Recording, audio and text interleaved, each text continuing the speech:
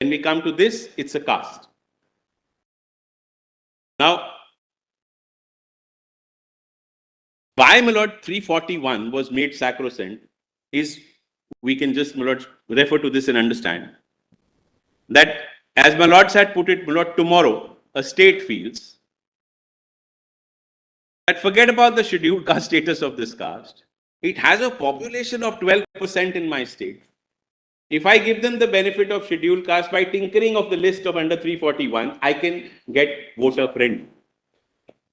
To avoid that mischief, your lordships held, 341, as far as the entry and exit is concerned, is sacrosanct. No state in the federal structure will be able to tinker with the entry and exit or a caste or a part thereof, or a race or a group or a part thereof, while exercising the powers which are not vested in. That was the reason. What Milind and the subsequent judgment say is this: it is not for conferring of benefits at all, which Chennaiya interprets it to be. It is not a theory of inclusion or exclusion at all. So therefore, my lord, the principal argument that 341 and 16.4 operate in completely different legislative spheres. The word used there is state. It could either be center or the state government. And they can, in their opinion, confer the benefits which they are enabled to provide under 16 in the manner that they deem fit. The provision of those benefits in the ratio as the state decides is definitely open to judicial review, but it is not tinkering with the list. That is the principal argument on which we propose to, my lord, seek the setting aside of Chennaiya, is that it does not tinker with 341.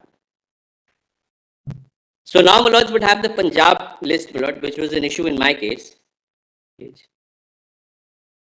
1381, my lord. Part 3.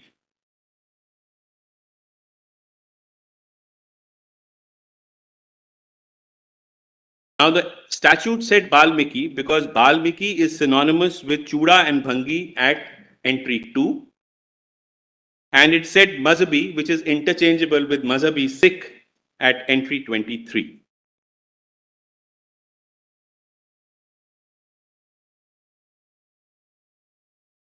So statute uses the word Balmiki and Mazhabi Sikh and Mazhabi Sikh. Mazhabi Sikh. So Mazhabi Sikh and Mazhabi, as per the order, is interchangeable.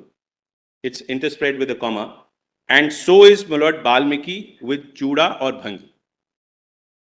But your Act doesn't say so. Act doesn't say so, my lord. So therefore, we'll have to refer back to the Constitution to say if somebody holds a certificate as a Bhangi, he will be considered for the benefit to be the benefit under 4.5, 4 bracket 5. So that is the intent. No, but then if you are giving that preferential treatment, it will be only for Balmiki or Balmiki, Chura and Bhangi. No, we are giving to Balmiki as at entry 2 along with the caste entailed therein, and Mazhabi at entry number 23 with the caste entailed therein interspread by a comma. Because there, according to the Constitution, has indicated that these other two communities are also synonymous. And these are included in that issue. Yes. So really the statute has used only one, Balmiki and Mazhabi Sikh. That's right.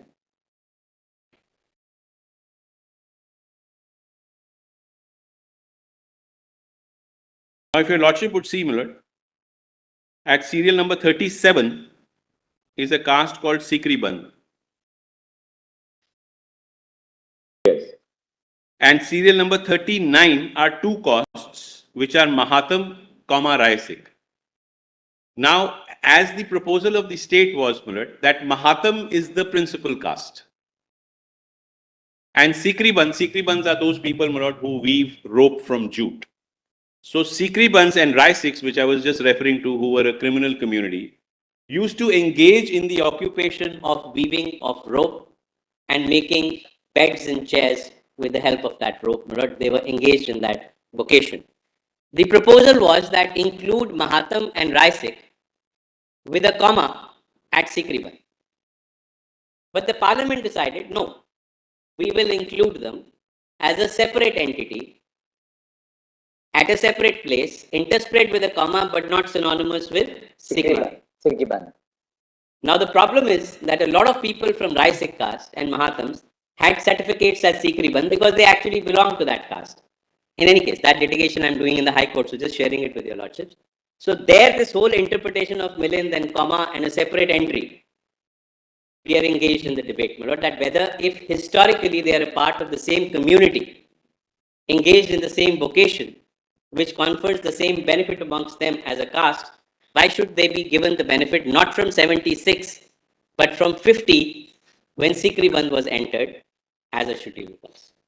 Now, Mr. Advocate, we have seen why jurisprudentially you are saying that Chinnaya is not a correct and has not interpreted the constitution correctly, because there is no question of inclusion or exclusion. That's right. 16.4 is enabling. Enabling. 341 designation. That's right. Now, should we go to the judgments and see? My lord, we'll just read quickly 15 and 16, my lord, because that is the whole right.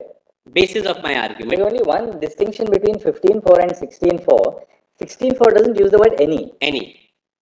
which 15.4 uses. Does that make any difference? My lord, there are two Because things. 15.4 says may provide benefits for any socially and educationally backward class of citizens. My lord, 15.4 says special provision, Special provision. and 16.4 says any. Right. So 15.4 says any. No, my lord, 15.4 says special provision. For making any special provision That's right. for the And- advancement of any socially and educationally backward classes of Oh, citizens. your lordships are talking about the second any. Yes, the second. All right. So, my lord, and there is a difference. If your lordship would have 15, No, my the lord, reason first, why I'm asking you is, let's just read 15.4 and 16.4, my lord, right, let's see 15, 16.4. now. because the other, my lord, sub-clauses are not relevant. It says nothing in this article or in clause 2 of article 29 shall prevent the state in this case meaning either the center or the state, from making any special provision for advancement of any socially and educationally backward classes of citizens or for the scheduled castes and the scheduled tribes. Now, my lord, the word here could have been anything, because instead of or, the word could have been including. Is not including. So when we see the intent, it means that it distinguishes backward I classes. didn't get you. My lord, if your lordship would see the word between backward classes of citizens or for the scheduled castes and scheduled tribes. It can have two meanings. One, that you can make a law exclusively for backward class of citizens or for scheduled castes and scheduled tribes. But in definite form, it recognizes the distinction between backward classes and scheduled castes and scheduled tribes, because in 16.4, the deeming inclusion of scheduled castes is there in backward classes. Because this Go ahead. come after Champakaran. So That's right. maybe Right.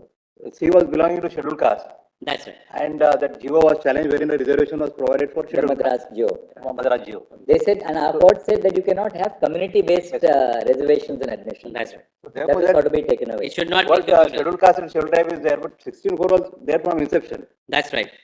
Now, if your lordship would see, You know, the only thing, nothing will turn on this case, but there's a little issue here. 15.4 says from making any special provision, that means any kind of special provision that's right. for the advancement of any socially and educationally backward class of citizens. That is, the state can pick out any socially and educationally backward class of citizens, because there is no, it's not like a presidential designation here.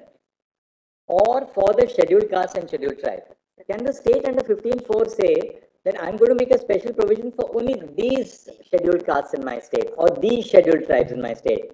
Or is it bound, if you make that special provision, that it must apply to all scheduled castes and tribes in the state? Because any in 15.4 qualifies only the former, especially socially and educationally backward classes of citizens, and not scheduled castes and scheduled. That's right. That's right.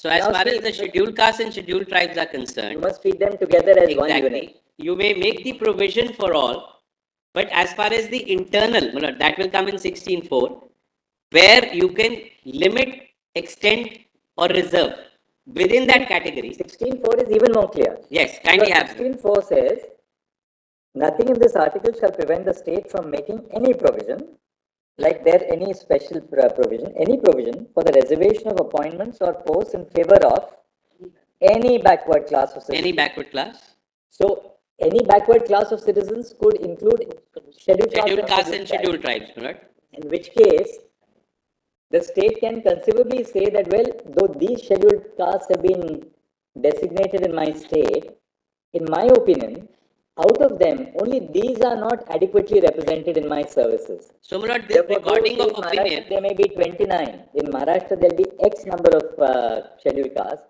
You can say, in my state, the inadequacy of representation applies only to these. that's right, Therefore, I am going to make this provision only for only for these. But why 16.4 qualifies it, unlike 15.4, a recording of an opinion is necessary.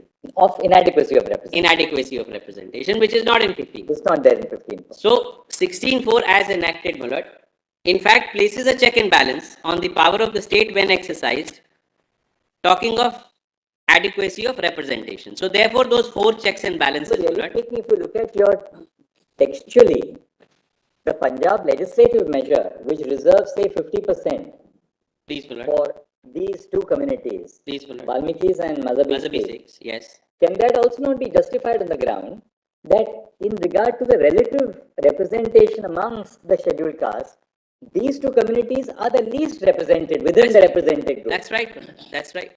So it can be either or. One, that they continue to be extremely backward, And they continue to be the least represented in the And- services of the state. and which is or- acceptable and sustainable. Therefore, a more special treatment among the Yes. special treatment. Within yes, the- yes. So that's why I qualified it in the beginning that it Because can be the and or. collected quantifiable data and all is not before us. We are only on the broader So context. therefore, of my lord, in scheduled caste, that issue will come up. That issue will come up because when they say backward class, as far as scheduled castes within the backward class is concerned, you cannot apply the test of backwardness. But you still have to apply the Inadequacy test of inadequacy representation, you have to apply. yes. 3 tests will still remain. Inadequacy of representation will remain. Then, my lord, efficiency of services as countered by 335 will remain. And, my lord, creamy layer, which is a law in progress. Journal Yes, has applied. Yes, my lord, that is still work in progress, my lord. But as it stands today, creamy layer will apply to scheduled castes also. Because within the backward classes as defined by In case of the 16.4, scheduled caste, there's a presumption of backwardness. Yes. Which there isn't, which there isn't in the case of the SEBC, especially Correct. and education, Yes. socially and educationally so backward. classes. therefore this debate, my lord, that when there is a presumption of backwardness, but they have attained the forwardness to sever the umbilical cord which attaches them to the definition of backward classes, will they be excluded from the benefit or not? Nobody is saying they will become descheduled. Scheduled castes, they will remain, but they may not be entitled to the benefits which are under 16.4 to be given only to backward classes. So the moment they become forward enough to declassify themselves as backward classes, they will be disentitled to the benefits which flow from 16.4. Because creamy layer is not a caste-based concept. It is an individual concept. It's an economic concept. It's an economic, educational, or a sociological. It can be either. Could be. Could be either. That the caste has come up socially to a very even platform with the other castes, or educationally, most of them are educated, or economically, 5 families of that caste who shifted to the capital town have risen to an extent where, as your lordship put it, that they have severed the link between backwardness and them. And the moment that link goes, And disentitled for benefits. Now what next, Mr. Yes, my lord. Lord, now your lordships would only have one more, my lord, article, which of course is, my lord, 46 your lordships have seen, my lord, we all know. Then, my lord, 335, which is one of the tests, my lord, which says the claims of members of scheduled castes and scheduled tribes shall be taken into consideration, comma, consistently with the maintenance of efficiency of administration, comma, in making of appointments to the services and posts in connection with the affairs of union or the state. So, my lord, why I say so that this is now relatable to entry 41 in list 2 and entry 61 in my lord list 1. And entry 25 in the concurrent list, which pertains to services.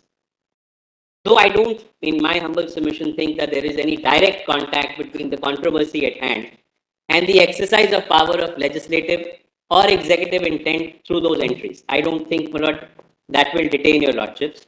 But Chennaiya proceeds on this, that you cannot exercise powers under 41 and 25 being a state, because this would amount to tinkering with the intent of 341.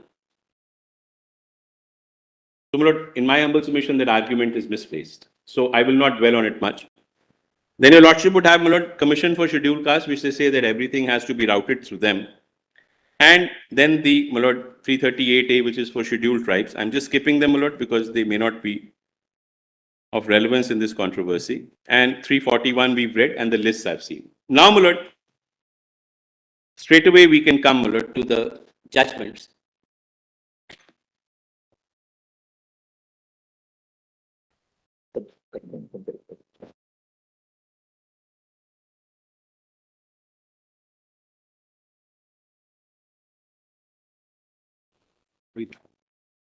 In Chennaiya, my lord, there are 3 orders.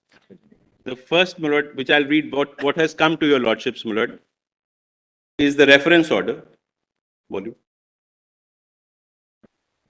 Volume 5, my lord. Volume 5, there are 3 volumes, 5A, 5B and Page 1400, my lord, the third last bookmark.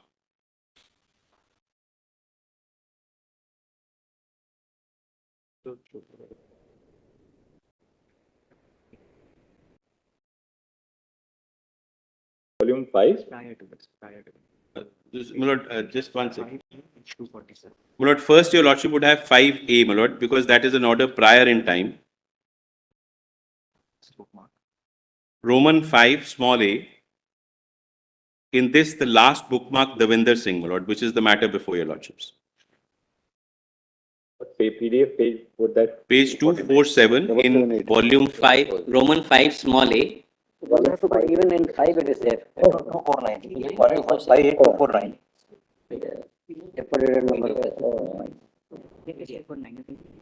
PDF 249, my lord, the last order. This is not the reference order. 5A 249. That's right. PDF 249, running page 247. There is no 24. Okay. Yes. 5A 249. This is in Civil Appeal 2317, my lord. That is Justice Loda, Justice Joseph, and Justice Nariman. This is the order of 2020, my lord. Volume 8, SCC 65. Though the order, interestingly, is of 2008, 14. Huh? It's a I was wondering how a 2020 reported judgment refers in to Justice 2020, Justice my lord, Loda. otherwise, an order of 20th of August, my lords may note. The order of 20th of August 2014 by a 3-judge bench. Yes. It says, my lord, the learned counsel for the respondents heavily relies upon the Constitution bench decision of E.V. Chennaiya versus State of AP. On the other hand, the learned additional Solicitor General for the appellants submits that E.V. Chennaiya has no application on the controversy in hand. Moreover, he submits that E.V. Chennaiya is not in accord with the 9-judge bench of this court in Indira Sahni versus Union of India.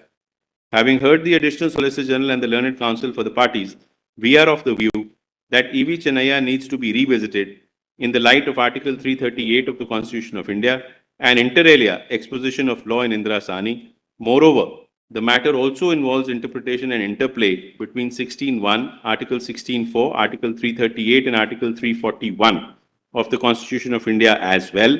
In this view of the matter, we refer the matter for consideration of the above aspects by the larger bench. Let the matter be placed before the Chief Justice.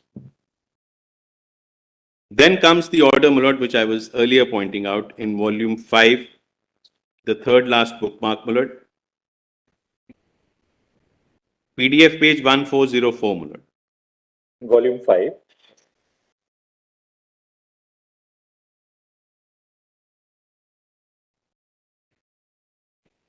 This is, my lord, an order of 27th of August 2020. Volume 5 page. 1404.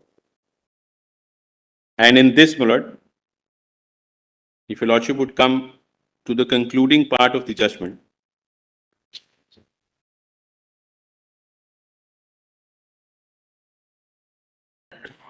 which page? So 3 placed it before 5 and then 5 placed it before That's 7. right. That's right. Lords, in this judgment, if your lordship would kindly have para 49 on page 1460.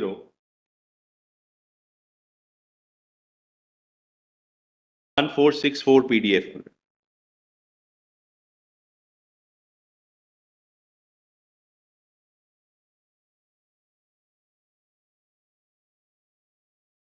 Which is in contra to the earlier finding of Chennaiya, providing a percentage. My lords have it?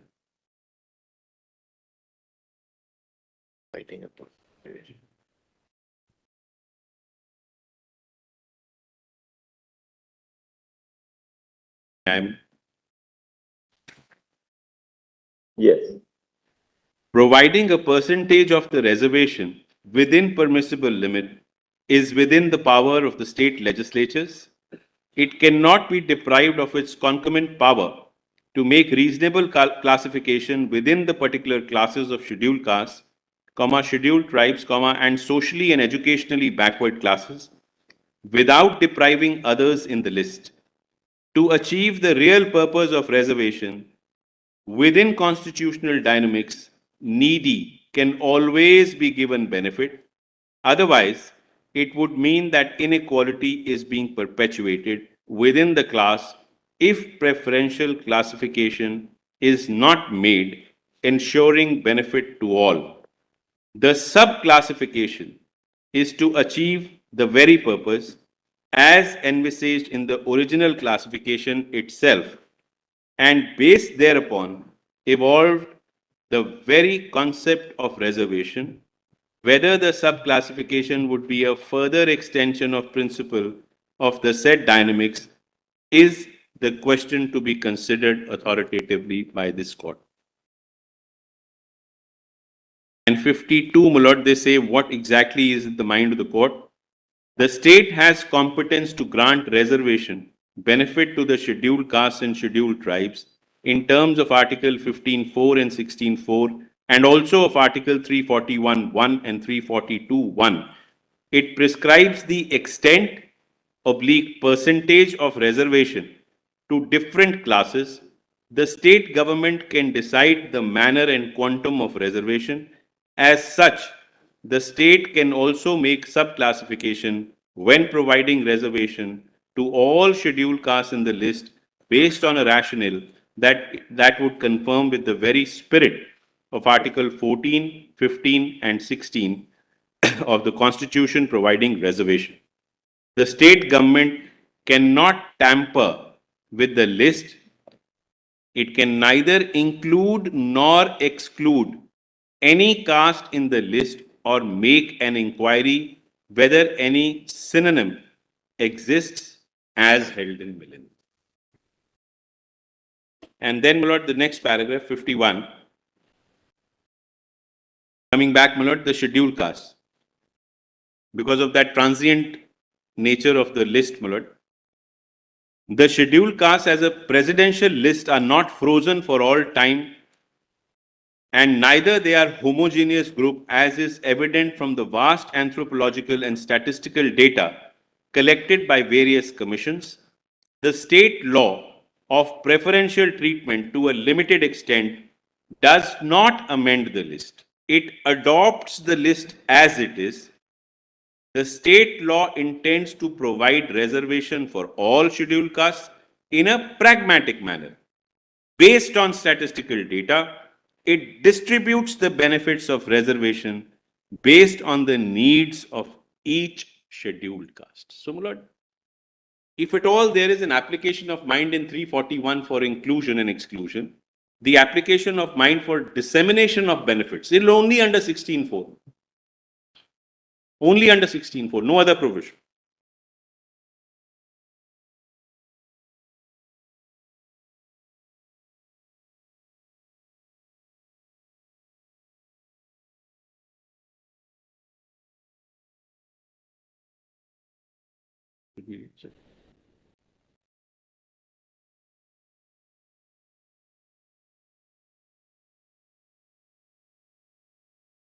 We can go back to Chennaiya and see what weighed with their lordship's mind to give that judgment and how it has been distinguished, my lord, in Devinder Singh reference order. And, my lord, I'll come to the other judgments like Indira Sahni, my lord, that is more generic in nature. Chennaiya is, my lord, volume 5, my lord, numerical 5, page 774, my lord. PDF is 778, my lord. It's the 6th bookmark after the index. 774. No, 778. PDF 778. PDF 778. PDF 778. Yeah.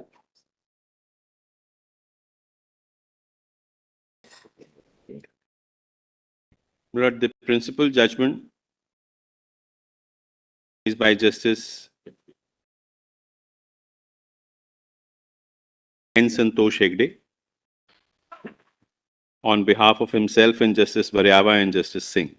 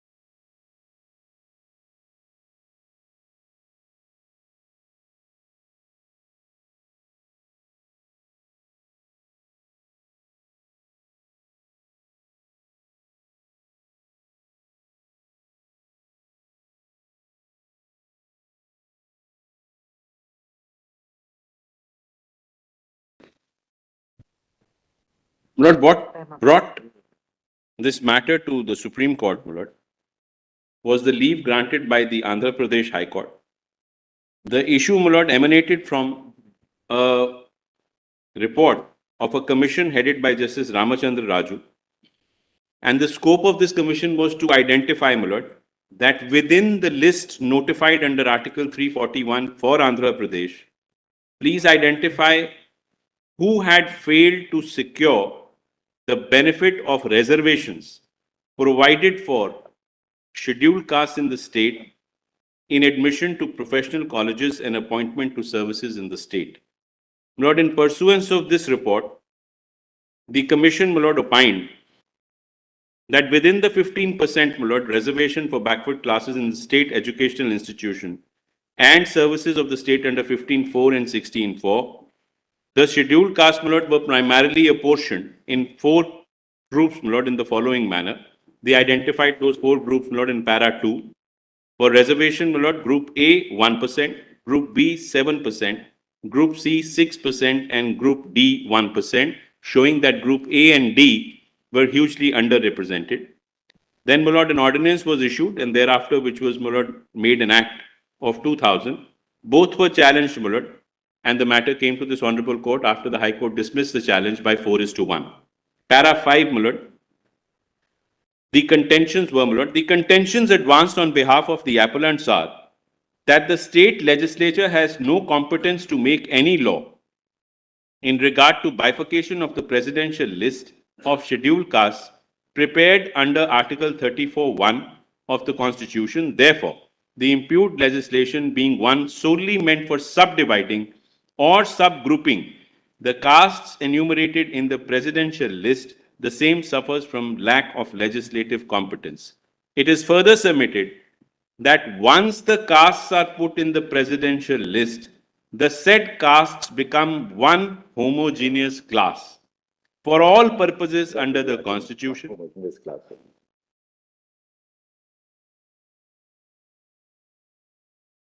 There could be no further division of the said castes in the scheduled list by any act of the state legislature.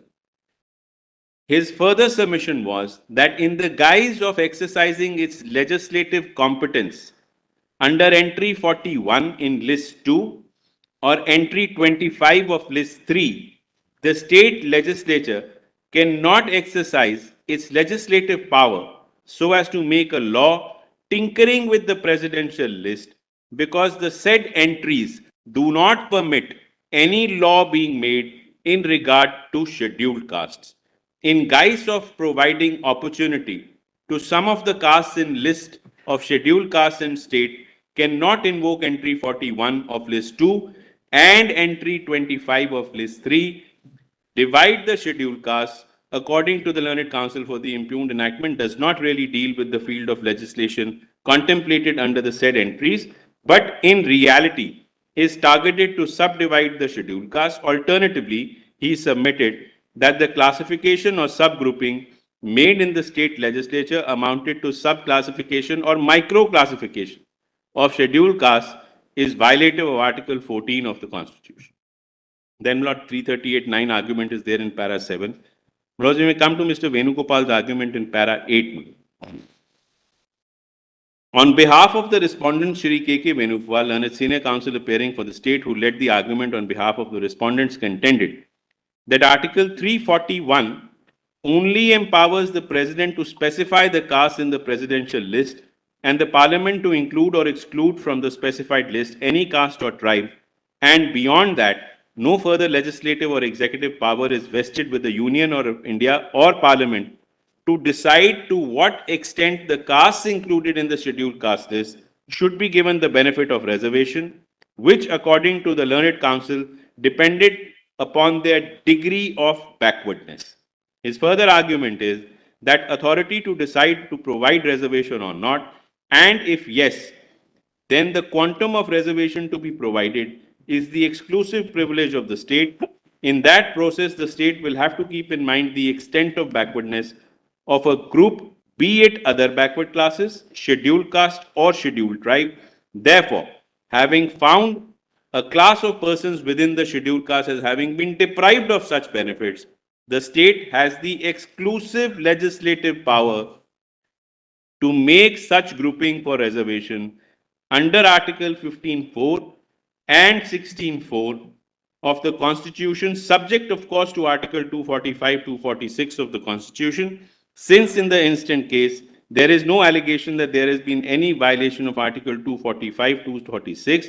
The argument of lack of legislative competence advanced on behalf of the appellant should fail. He further submitted that there is an obligation on the state under Article 16.4 to identify the group of backward class or citizens which in the opinion of the state is not adequately represented in the service under the state and make reservation in their favor for such appointments, and under Article 15.4 of the Constitution, there is an obligation on the state to make special provisions for the advancement of scheduled castes and scheduled tribes. And what the state has sought to do under the impugned act was only to make such provisions to fulfill the constitutional obligation after due inquiry. Hence, the allegation of violation of Article 14 cannot be sustained. He strongly relied on the findings of fact recorded in Justice Raju Commission report, which according to him establishes that some particular groups within the scheduled caste have cornered all the benefits at the cost of others in the said list. Therefore, with a view to see that the benefit of reservation percolates to the weaker of the weakest, it had become necessary to enact the impugned law. The Learned Counsel submitted that by regrouping the castes in the scheduled caste list, there is no reclassification or microclassification as contended by the appellants. Then, my lord, the basis of that report is given, which was on the basis of the Constitutional Assembly debates and so on and so forth. My lords may straight away now come to questions framed in para 12.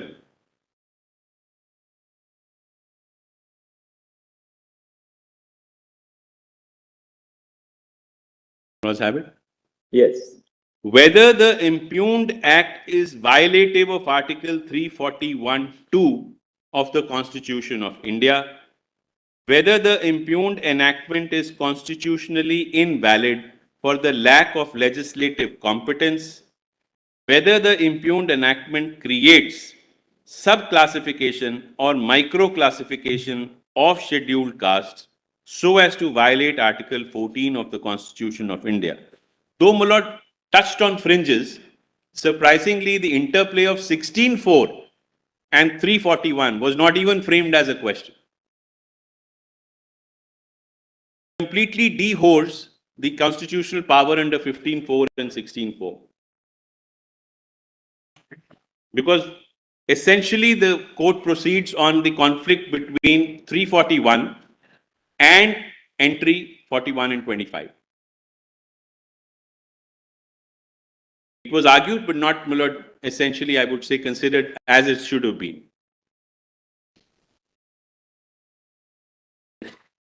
I'll now come to the findings starting from para 13, my lord.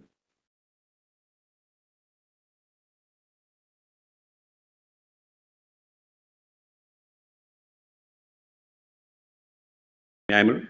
Yes. We will first consider the effect of Article 341 of the Constitution and examine whether the state could, in the guise of providing reservation for the weaker of the weakest, tinker with the presidential list by subdividing the castes mentioned in the presidential list into different groups. Article 341, which is found in Part 16 of the Constitution, refers to special provisions relating to certain classes, which includes the scheduled castes. The article provides that the president may, with respect to any state or union territory, after consultation with the governor by public notification, specify the castes, races or tribes or parts of or groups within castes, races or tribes which shall, for the purposes of Constitution, be deemed to be scheduled castes in relation to that state or union territory. Now, my lord, here they give their opinion. This indicates that there can only be one list of scheduled castes in relation to a state, and that list should not can only be one, sorry, my lord, and that list should include all specified castes, races or tribes, or part of groups notified in the presidential list. Any exclusion or inclusion from the said list can only be done by the Parliament under 341(2) of the Constitution. In the entire Constitution, wherever reference has been made to scheduled castes, it refers only to the list prepared by the President under Article 341, and there is no reference to any sub-classification or division in the said list, except maybe for limited purposes of Article 330, which refers to reservation for seats for scheduled castes in the House of People, which is not applicable to the facts of the case. It is also clear from 341 that except for a limited power of making exclusion or inclusion in the list by an act of Parliament, there is no provision either to subdivide, subclassify, or subgroup these castes which are found in the presidential list of scheduled castes. Therefore, it is clear that the Constitution intended all the castes, including the subcastes, races, and tribes mentioned in the list, to be members of one group for the purposes of the Constitution, and this group could not be subdivided for any purpose. A reference to the Constituent Assembly in this regard may be useful at this stage. What they rely upon is, my lord, while discussing 341, if your lordship would have the, my lord, in court part, the page is, my lord, bottom of 780 PDF 794.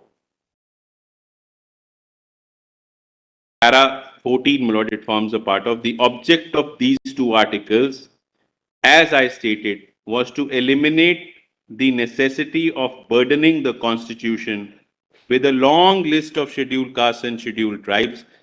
It is now proposed that the President, in consultation with the governor or ruler of a state, should have the power to issue a general notification in the Gazette specifying all castes and tribes or groups thereof deemed to be scheduled castes and scheduled tribes for the purposes of privileges which have been defined for them in the Constitution. The only limitation that has been imposed is that once a notification has been issued by the President, which undoubtedly he will be issuing in consultation with and on the advice of the government of each state, thereafter, if any elimination was to be made from the list so notified, or any addition was to be made, that must be made by the Parliament and not the President. The object, now, my lord, this is the italicized part. The object is to eliminate any kind of political factors having a play in the matter of disturbance in the schedule so published by the President. Because they felt that any kind of provision made to a group within the scheduled list will amount to political interference with the list.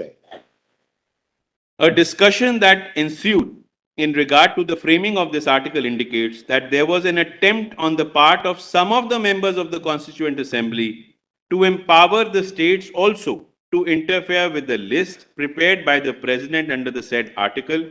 As a matter of fact, an amendment to this effect was also moved by Shri Kuldhar Chilla, who, while moving the said amendment, stated that the amendment 201 of list 5 in clause 2 of the proposed article 300B, after the words Parliament may, the words and subject to its decision the state legislature be inserted.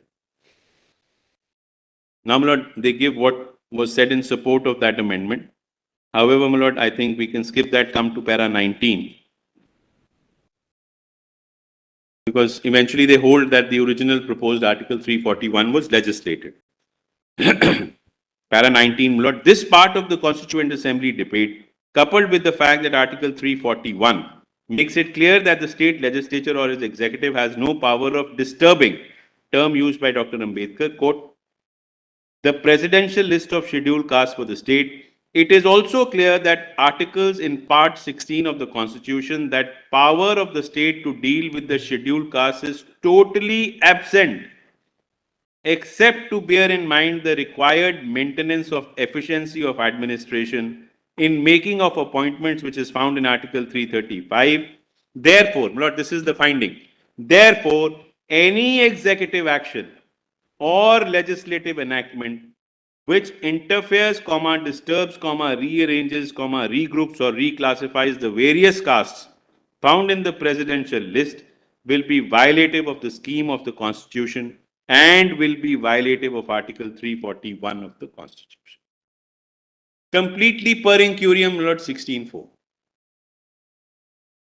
Then, my lord, they say, we will now consider whether the scheduled caste list prepared by the President under 341 forms one class of homogeneous group, or does it still continue to be a list consisting of different castes, subcastes and tribes, etc. We have earlier noticed the fact that the Constitution has provided for only one list of scheduled castes to be prepared by the President with a limited power of inclusion and exclusion by the President. The Constitution intended that all castes included in the said schedule would be deemed to be, now my lord, they say deemed to be one class of persons. That is nowhere in 341. But arguments have been addressed to the contrary, stating that in spite of the presidential list, these castes continue to hold their birthmark and remain to be separated, and individual castes, though put in one list by the President, it is contention of the respondents that by merely including them in the list by the President, these castes do not become a homogeneous group. Therefore, to fulfill the constitutional obligation of providing an opportunity to these castes, more so to the weaker among them, it is permissible to make classification within the class as was made permissible in this regard to other backward classes by the court in the case of Indrasan. We cannot accept this argument for more than one reasons. Then the second finding comes, not, it cannot be denied that all castes included in the presidential list for a state are deemed to be scheduled castes, which means they form a class by themselves. So, my lord, here, that age-old argument, my lord, and an example comes of a fruit chaat and jam. If the intention of the legislature was make it into a jam once they come into the class, then inclusion, exclusion becomes otiose. No? That means after it becomes a jam, you can't take out the apple from it and leave the peach inside. But if the option has been given to the parliament to keep one and take out the other, it remains a fruit chaat and not a jam. But the court proceeded to make it that once they come in, they all merge into one, birthmarks are lost, which in my humble submission is erroneous interpretation of 341. Then, my lord, Krishna Iyer J, speaking in the same case with reference to the status of castes included in the presidential list, had this to say, quote, we may clear the clog of Article 16.2 as it stems from a confusion about caste and terminology of scheduled castes and scheduled tribes. This latter expression has been defined in Article 341 and 342. A bare reading brings out the quintessential concept that they, as I see there, are no castes in Hindu fold, but an amalgam of castes, races, groups, tribes, communities, or part thereof, found on investigation to be the lowliest and in need of massive state aid and notified as such by the President. Then, my lord, they interpret this comment in para 24.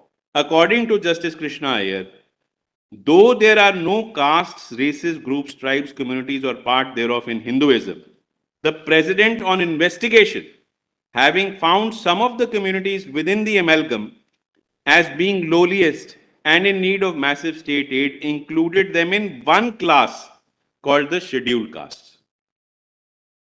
The sequitur thereof is that scheduled castes are one class for the purposes of Constitution. Now, instead of recognizing, my lord, that it's a list of different caste groups, parts of groups, they say once you come in, you become a part of a list. That list becomes the homogeneous class. Your contention would be that merely because of their inclusion in the scheduled caste list, they don't, their birthmark is not removed. Absolutely. That still remains. That birthmark will remain because that is the birthmark by which you will eventually be excluded by the parliament, or the benefits to be granted under 16(4) will be to a certain group or groups within that caste. You cannot say that today you are adharmi. The moment you come in the list, this would be a misnomer because that is how the society stands it. The moment you come in the list, you cease being an adharmi, you become a scheduled caste. Can't be. There is nothing called as just a scheduled caste. It's only, my lord, the inclusion in the schedule which makes it in common parlance to be called a scheduled caste. Otherwise, there is no caste known as a scheduled caste. Yes. Then, my lord, 26. Thus, from the scheme of the Constitution, Article 341, and above opinions of this court in N.M. Thomas, it is clear that castes once included in the President list form a class by themselves. If they are one class under the Constitution, any division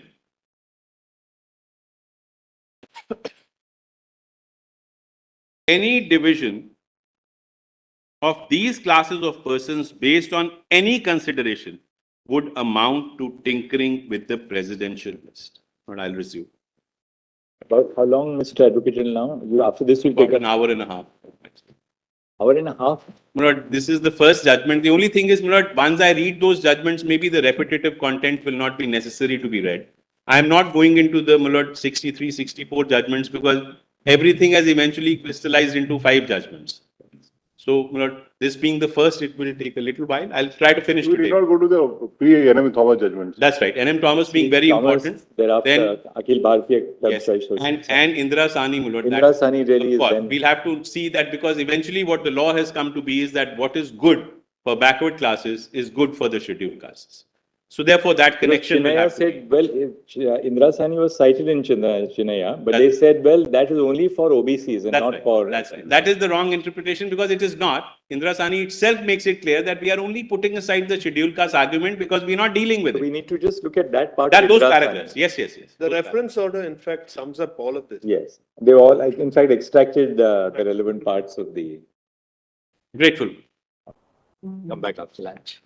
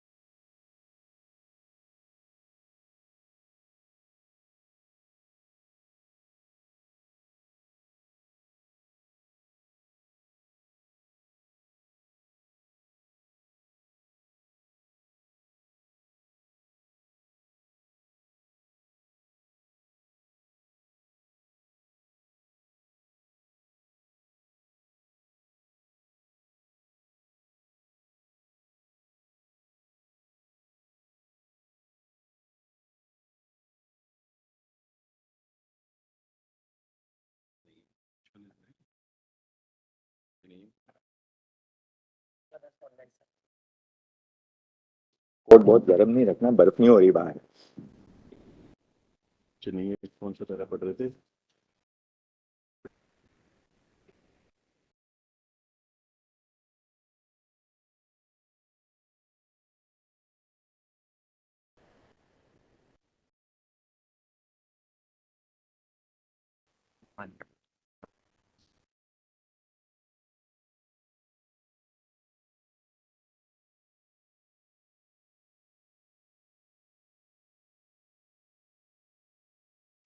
May please.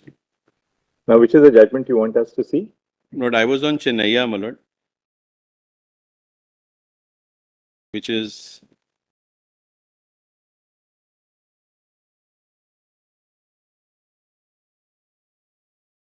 volume 5, my lord, 5th bookmark. Yes, you got it.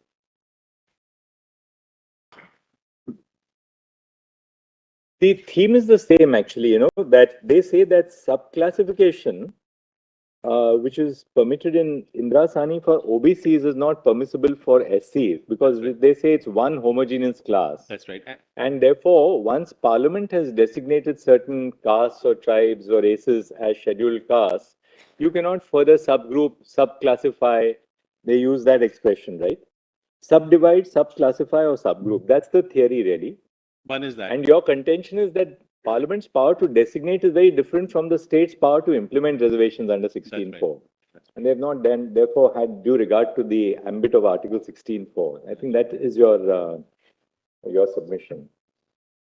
That's the issue of identification, and this is the issue of implementation. Implementation. That's right. They are not considered the interplay between 16.4 That's right. and 341. None at all, my lord. In fact, argued by Lord Mr. Venugopal, but not considered at all. Article 341 is all about designation, Identification, about identification. stroke inclusion and exclusion of caste, my lord. Inclusion, or exclusion.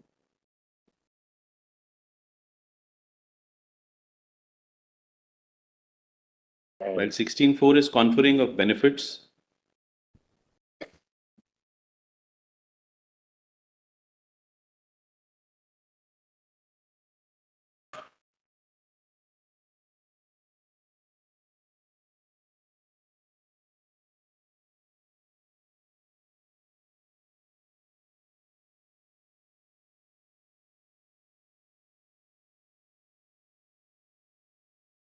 those who are not adequately represented in services.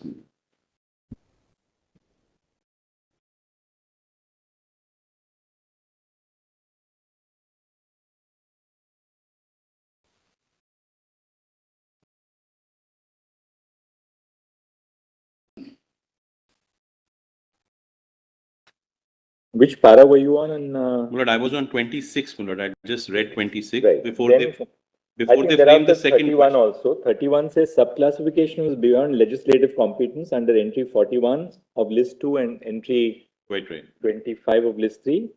Then para 38, they say subclassification which is permitted in Indrasani for OBCs is not permissible for SCs who form one class. That's para Now, 38. Indrasani does not say so. I'll come to that in a We'll bit. go directly thereafter to Indrasani because Very good. and then That's right, Lord, because then para 39 and 41 they say so the whole theme is this is Mullah one have seen the homogeneous group second you question. cannot. Yes, the second question which they frame in 27. Mullah have Yes. seen that? Yes, Which is on judicial, on legislative competence. competence, yes. And they answer that in para 31, That's page right. 798. That's right. Without examining 16 though, Your Lordship would have, yes, 31, my lord. Last 10 lines are relevant. It is the prerogative of the concerned state, my lord Sahib. Bottom of page 794. Placetum E. Yes. That's right. May I, my lord?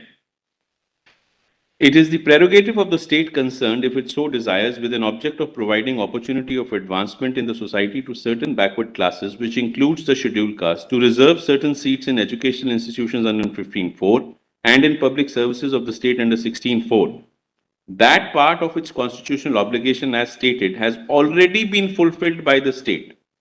Lord, now, this is a very interesting part, my lord. They call this a one-time exercise, which I could not, my lord, conceive how, but they say once you provided reservation, you've done what you had to do. So if I read it further, my lord, having done so, it is not open to the state to subclassify a class already recognized by the Constitution and allot a portion of the already reserved quota amongst the state-created subclass within the list of scheduled castes. From the discussion herein above, it is clear that primary object of the impugned enactment is to create groups of subcastes in the list of scheduled castes applicable to the state, and in our opinion, apportionment of reservation is only secondary and consequential.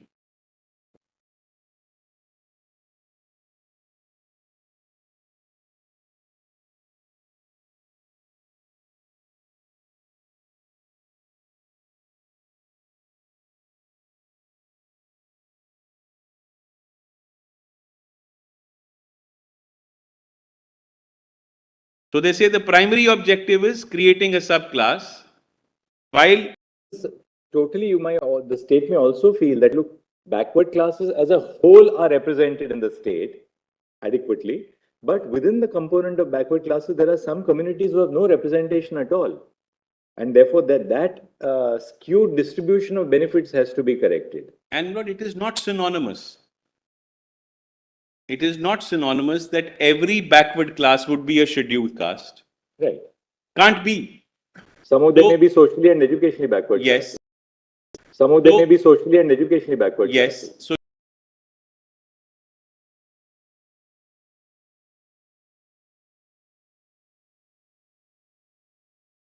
from amongst the backward classes, those which in your opinion you want to confer the benefit on. It's as simple as what that. they seem to suggest is if you are giving reservations to scheduled castes and scheduled tribes, you must take them as one composite whole. That's right. That's right. That's That- what the that seems to be that the- is the logic of the judgment. That's The right. entirety of the judgment is this, really. That once they've been included in the list, Then you either cannot take it or distinguish. leave it as it is. Yes, either You take can the whole decide not to give reservations at all. But if you give, you must give to everybody. to I everyone think that's in equal proportion. In equal. That seems to be the intent.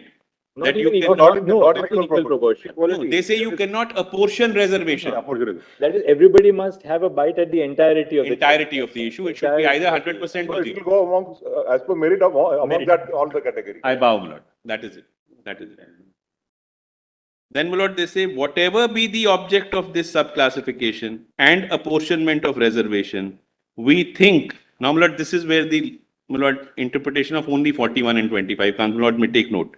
We think that the state cannot claim legislative power to make a law dividing the scheduled caste list of the state by tracing its legislative competence to entry 41 of list 2 or entry 25 of list 3. Therefore, we are of the opinion that in pith and substance, the enactment is not a law governing the field of education or the field of state public services. Here, 16.4 should have found its part. They say that Yes. power is being traced only to entries. I think we've built enough Kind of to got this. it. Now let's go straight Your to, lordships have got it, yes. to Indra Sani, I think, because My lord, your lordships have seen question 3, my lord, para 32 and 33. 32 and 33. 32, they frame the next They question. follow Trilokinath Kosa, that micro Yes. classifications are not Yes, permissible. but there they consider a very important issue, that is it violative of 14?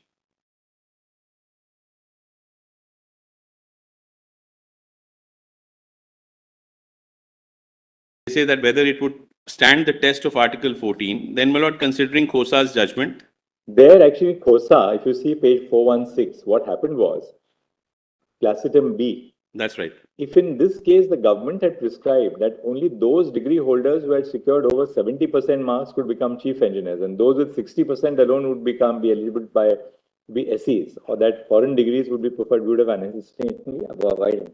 I think there what happened was that they were going by the birthmarks. That's right. And the argument of the finding of our court is once you enter service, whether you are a direct recruit, whether you are a diploma holder or a degree holder, once you enter service, then your birthmarks are Yes, Yes. Then you Then, become a then you member will of be SAP. governed by the rules under 309. Yes, If you are a DSP, for promotion to SP, it doesn't matter how you came. right. You have to compete with the others and get through your quota. If there is for direct recruitment or promotion, it will govern you. Your lordships are absolutely right. But they answer this, if your lordship would only have one line, the third question in para 37. We have already held that the members of scheduled caste form a class by themselves, and any further classification would be impermissible while applying the principle of reservation. Then, my lord, Indra Sani's finding comes in para 38, my lord, on behalf of the respondents. My lord, have it. That we need not. I'll go refer to Indra We'll go Sani straight to and Indra show, Sani. I will show that Indra Sani never decided that in scheduled caste subclassification should not be done.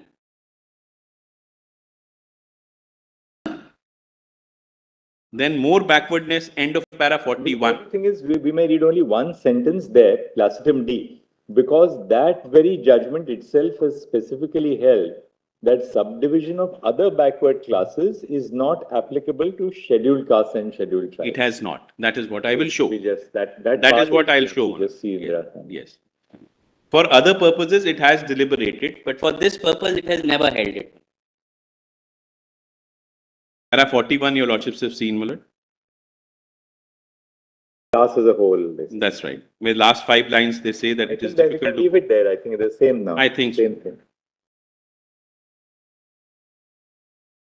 Justice Sema's judgment is on the same lines, my lord, than Justice Sinha's judgment concurring. Mr. Advocate General, as Mr. Shankarnarayan said in the morning, the reference order of just penned by Justice Arun Mishra That's right. contains now an elaborate extraction of all the judgments in Indra Sani. So maybe we can go directly to the reference orders. We'll find everything at one place. Everything would be there. Yes. We don't flip pages then.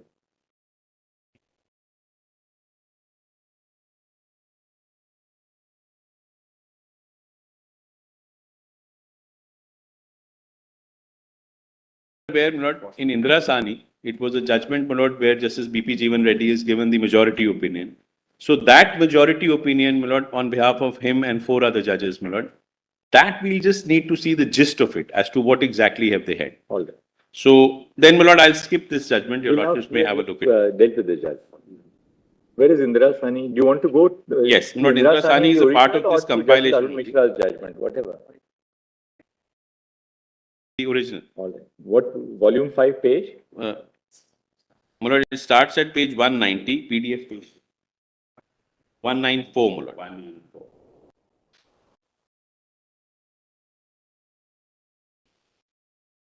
Let me just say at the outset, my lord, the exceptions which they talk of are only on 2 issues. One is on presumption of backwardness, which they opine on, and then creamy layer. These 2, your lordships may note, they do not opine on subclassification.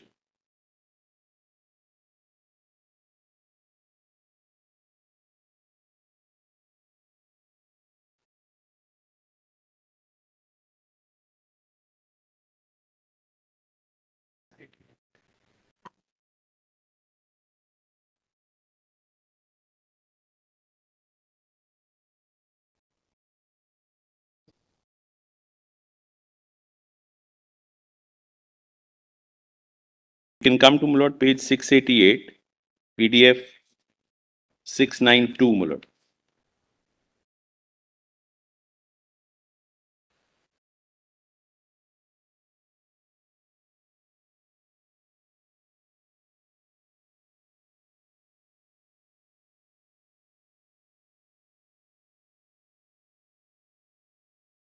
Yes. My lord, para 780, my lord. Identification of backward class of citizens. Which page is that? My lord, this is Placentum E, page 692 PDF, internal page 715 of the judgment in SCC, my lord. Yes. Para starts with, now we may turn. Yes. Now we may turn to the identification of backward class of citizens.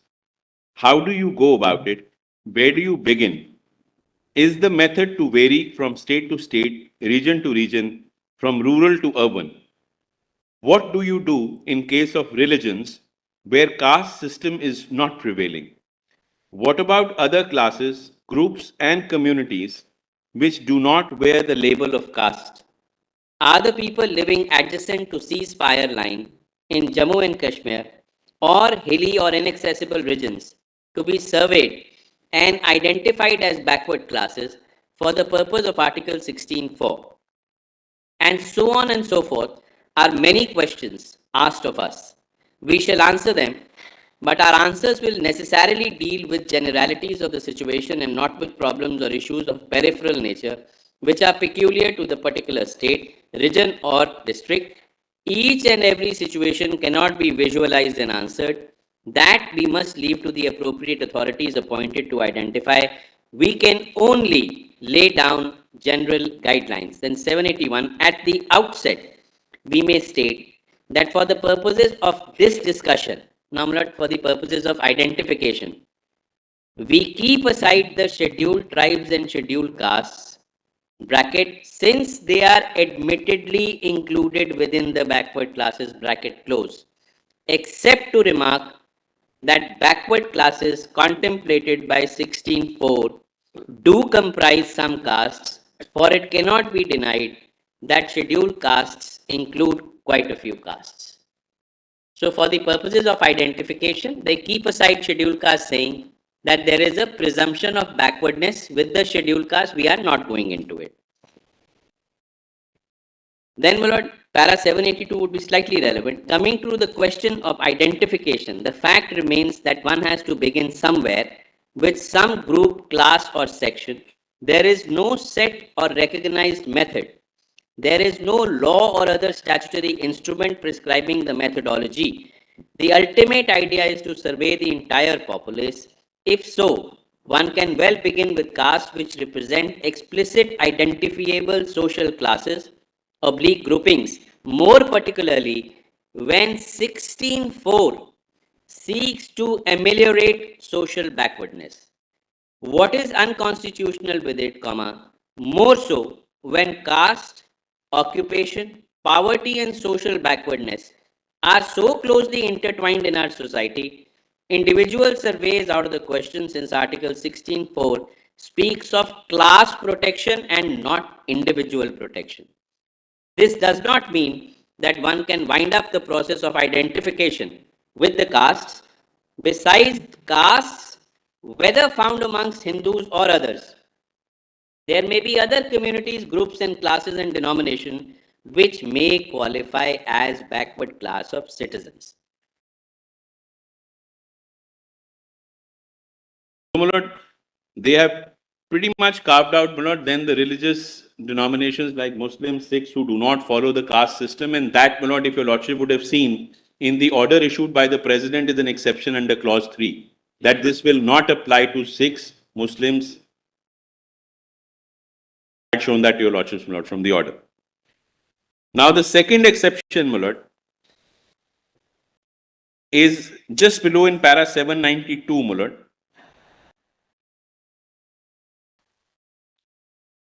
It starts from, my lord, running page 695, para 790, PDF 699, my lord. Paragraph 792. Para 790, Zero. Okay. means test and creamy layer. That is the heading of the, my lord, discussion. Subclause D.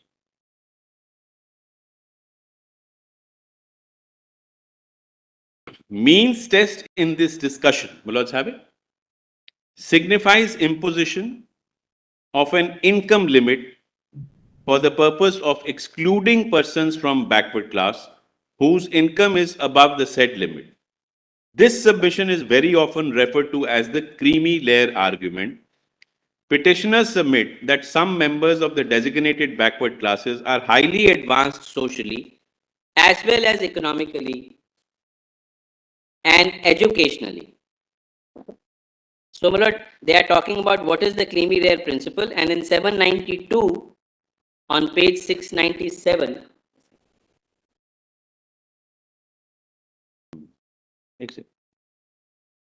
I'll read, my lord, the umbilical cord argument, my lord. In our opinion, it is not a question of permissibility or desirability of such test, but one of proper and more appropriate identification of a class, a backward class. The very concept of a class denotes a number of persons having certain common traits which distinguish them from others. In a backward class under clause 4 of Article 16, if the connecting link is the social backwardness, it should broadly be the same in a given class. If some of the members are far too advanced socially, which in the context necessarily means economically and may also mean educationally, then the connecting thread between them and the remaining class snaps. The connecting thread between, they would be misfits in the class. After excluding them alone, would the class be a compact class? In fact, such excluding them alone, such exclusion benefits the truly backward. Difficulty, however, lies in drawing the line. How and where to draw the line? For while drawing the line, it should be ensured that it does not result in taking away with one hand what it gives by the other. The basis of exclusion should not be merely economic, unless, of course, the economic advancement is so high that it necessarily means social advancement. Let us illustrate the point. A member of backward class, say a member of a carpenter caste, goes to Middle East and works there as a carpenter. If you take his annual income in rupees, it would be fairly high from the Indian standard. Is he to be excluded from the backward class? Are his children in India to be deprived of the benefit of 16.4? Situation may, however, be different. If he rises so high economically as to become, say, a factory owner himself, in such a situation his social status also rises. He himself would be in a position to provide employment to others. So, my lord, they are going on a very subjective satisfaction of at which stage the cord between backwardness and the individual breaks.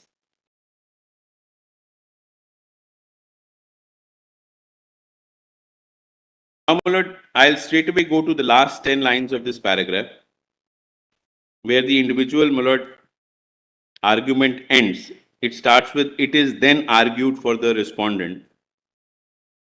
Presentum B, my lord, on page 698.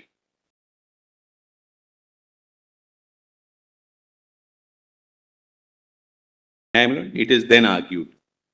It is then argued for the respondents that one swallow does not make the summer, and that merely because a few members of the caste or class become socially advanced, the class or caste as such does not cease to be backward. It is pointed out that clause 4 of Article 16 aims at group backwardness and not individual backwardness. While we agree that socially advanced members will make a class a truly backward class and would more appropriately serve the purpose and object of clause 4, this discussion,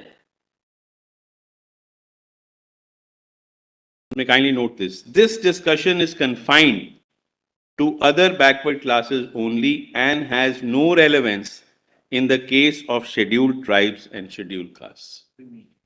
So this discussion is on creamy layer, whether the individual income or the income of the class as a whole, and the parameters and factors which would define as to whether the cord and the thread between the class and the individual and its backwardness has snapped or not. So these are the only two parameters where they exclude the discussion on scheduled castes. Otherwise, Indra Sahni nowhere excludes scheduled castes for the purposes of subclassification. So, my lord, in fact, if your lordship would see on subclassification, they positively, my lord, your lordship will come straight away to 801, my lord. The question number 5, it is answered on page 702. PDF 706, my lord.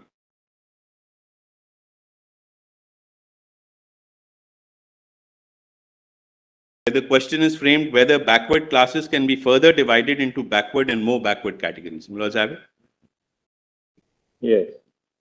And this backward, Mulad, includes SC/ST, because they say in Balaji it was held that sub-classification made by order between backward classes and more backward classes does not appear to be justified under Article 15(4).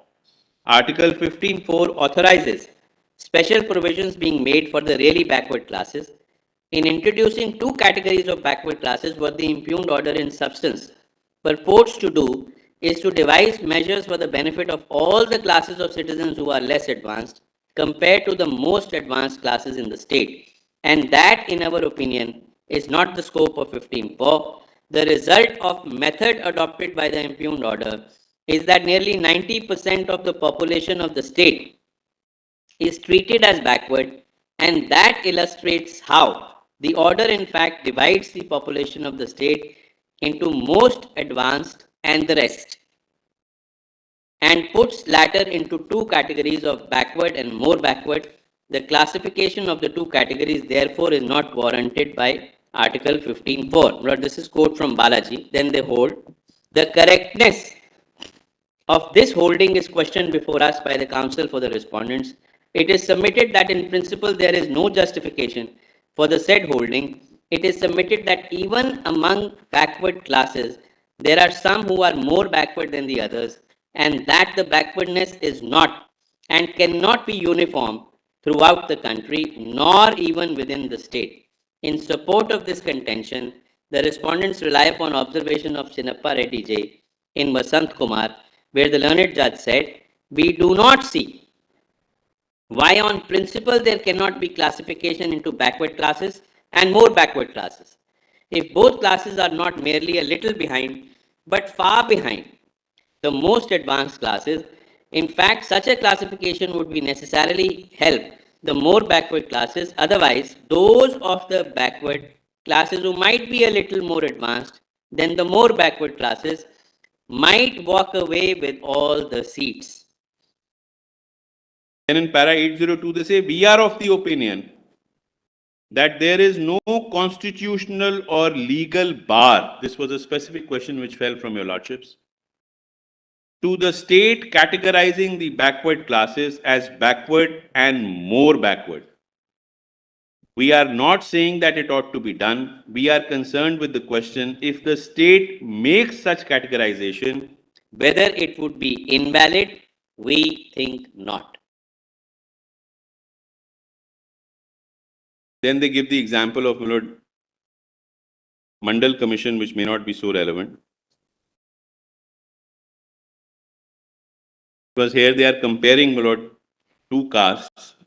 Like in Andhra Pradesh, Milord, they are comparing goldsmiths and vades, who are stone cutters, Milord, to be a part of the backward class. But goldsmiths will always be more affluent than the stone cutters, Milord. So there, if a distinguishing factor is made between both of these, there is a rationale which is supported. Basically, Milord, the issue is that that exercise, as and when done, has to be taken to be whether it is done with the object sought to be achieved in mind, whether it is a reasonable classification or not. Now, 803, Milords, may I have? There is another way of looking at this issue. Article 16(4) recognizes only one class, which backward class of citizens does not speak separately Of scheduled castes and scheduled tribes, as does Article 15(4). Even so, it is beyond controversy that scheduled castes and scheduled tribes are also included in the expression backward class of citizens, and that separate reservations can be provided in their favor. It is well accepted phenomena throughout the country. What is the logic behind it? It is that if scheduled castes and scheduled tribes and other backward classes are lumped together, OBCs will take away all the vacancies, leaving scheduled castes and scheduled tribes high and dry. The same logic also warrants categorization as between the more backward and backward. We do not mean to say, we may reiterate, that this should be done. There's little confusion over here. Does that really apply to a subclassification of the scheduled castes and tribes, or is it really referring to only the subclassification of the OBCs, other than the? My submission would be both. Because as your I lordship don't know correctly actually said, whether that may not be a correct reading of Indira Sani actually. my lords in fact said that what is the logic? If you Because use, the reservation of OBC is only for consideration. The issue was with regard to reservation of OBCs. Therefore, That's they it. said right up front that we are leaving aside the issue of SC and STs. Yeah. They leave that aside only on two issues, my lord, creamy layer and identification of backwardness. When they discuss backward within the backward, they do not say we are not talking about scheduled castes. It appears that that whole discussion in the context of the socially and educationally backward classes, the OBCs really. My lord, whether or not it's a positive mandate, I leave it to your lordships to decide, because this judgment would most certainly be binding upon all of us. The only thing is there is no bar. They clearly and That's a categorically separate say- argument altogether, but to say that this expressly recognizes that there can be a subclassification among scheduled castes may not be, that was not the issue really that they dealt with. Not really, but it recognizes the logic. If there is a gap between the disadvantaged and the most disadvantaged, it's a reason enough for classification. That is a rational criteria. That's what Indira Sani holds, that backward and more backward is a rational criteria. And it is permissible in law. It's permissible in law. Also, nothing in law bars it. Nothing in law prohibits it. So if the state, that is what I said in the beginning, there's no mandate to do it. But if the state chooses to do it, there's nothing against it. The question is already answered here. That's right. What remains, That's right. end of the matter. 9 judges have decided. Yeah, it's binding on us. Then, my lord, we can straight away come to Nagaraj, my lord, or Thomas. Should we read Thomas? Because that is, my lord, a judgment which is very clear and categoric. And an emphatic reiteration of the principle.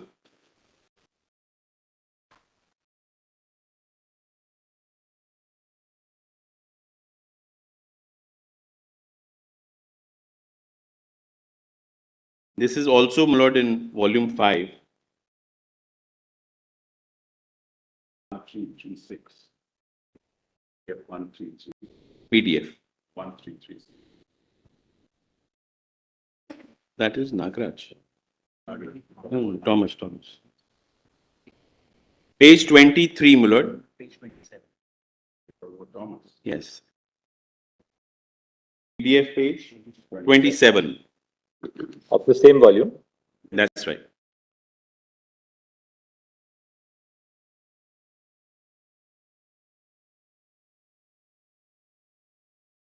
This is Now, this was a 7-judge bench which was considering.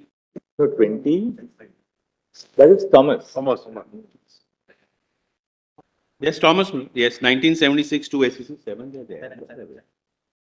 You want to go to Not Nagaraj? just a couple of paragraphs which are relevant, because otherwise, it reiterates the issue. Because it talks specifically of 16.1 and 16.4 interplay, my lord.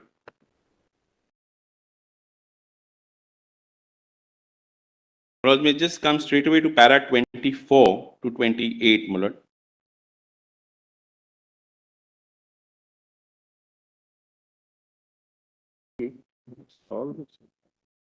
Para 24 is on page.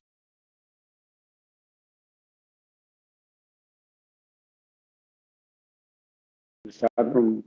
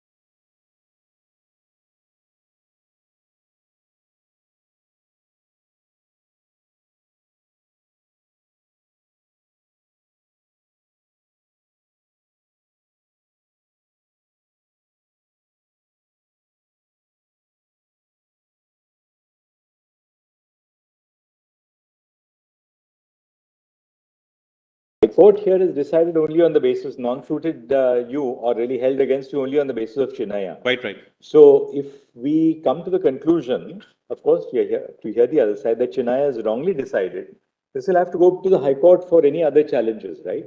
Any other challenges which are there to the statute. Otherwise, we will be deciding issues like adequate representation, whatever Otherwise- other challenges there are. But what I can also suggest is that once your lordship set aside that judgment on the basis that Chennai itself We has can been send set it to aside 3 judges. and leave the question of law open, my lord. If somebody challenges in a flesh litigation, we will deal with it. My lord. But What were the challenges there before the High Court? Primarily this, my lord, that there's a 5-judge bench. Other than that, there was there. another round. No fresh grounds were taken. ground for judicial review Well, is the that grounds were same which were otherwise reiterated in Chennai. the original petitioners before the High Court are represented here. Yes, yes. So we'll see what is the nature of their challenge. Yes, If yes. Chinaya was the fundamental basis of the petition, then we can conclude it here, one Yes. way or the other after hearing That's it. what I'm saying.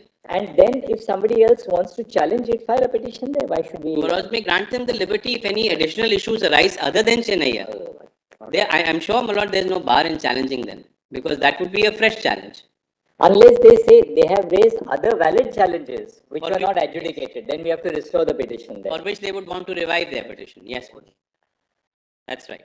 Because one thing is clear, the High Court has gone only on that issue. That's right. The other way is that we restore it to a 2-judge bench.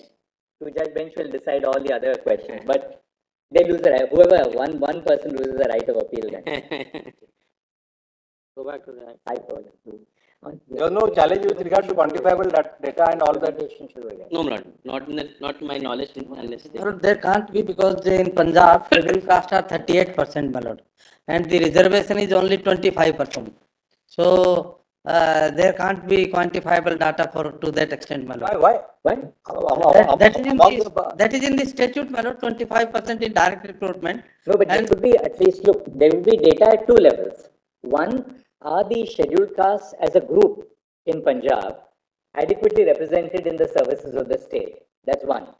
2, within the group of scheduled castes, is there, not proportionate, but is there a fair representation to the Mazhabi Sikhs and the Balmikis? The government will have data on that, they would have collected data. My lord, if Obviously, the without that, they won't have. population correlation is there, that has to be 38%, my lord. 27 departments.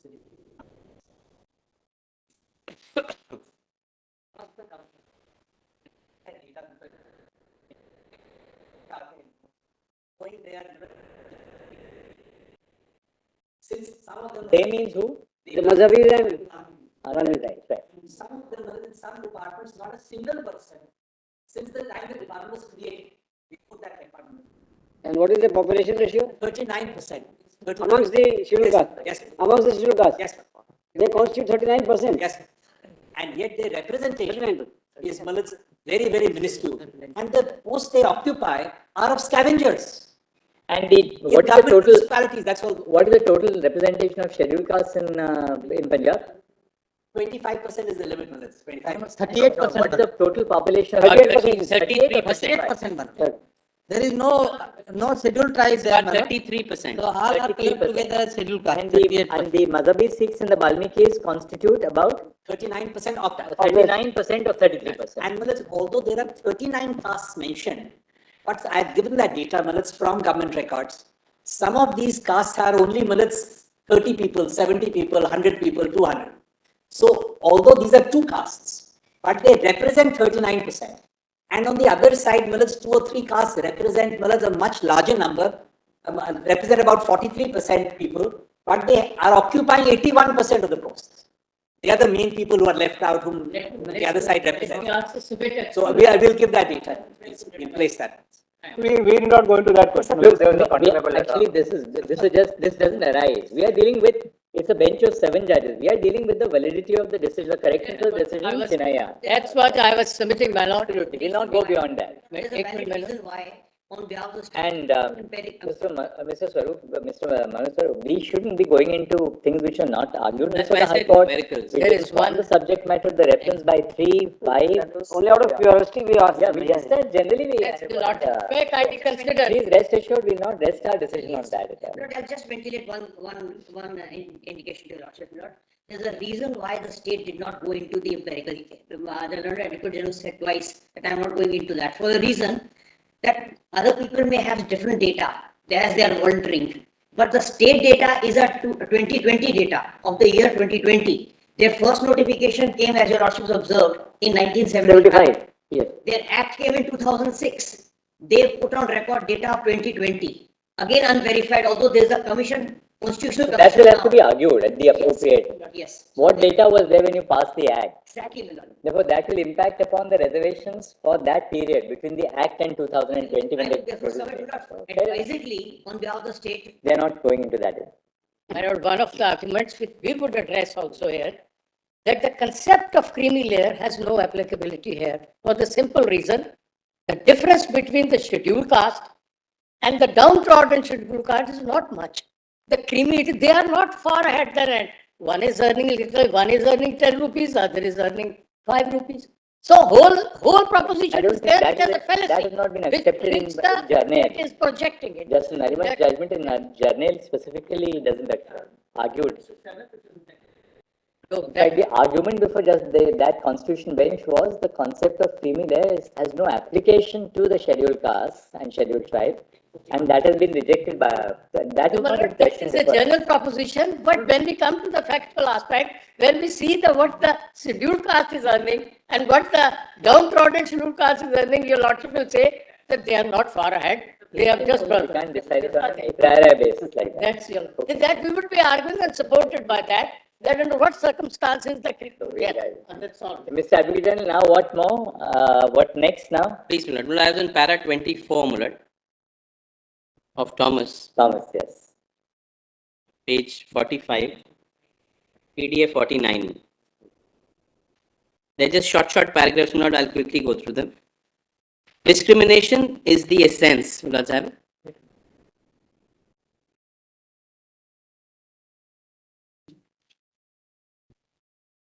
This is Justice Ray's opinion. Discrimination is the essence of classification. Equality is violated if it rests on unreasonable basis.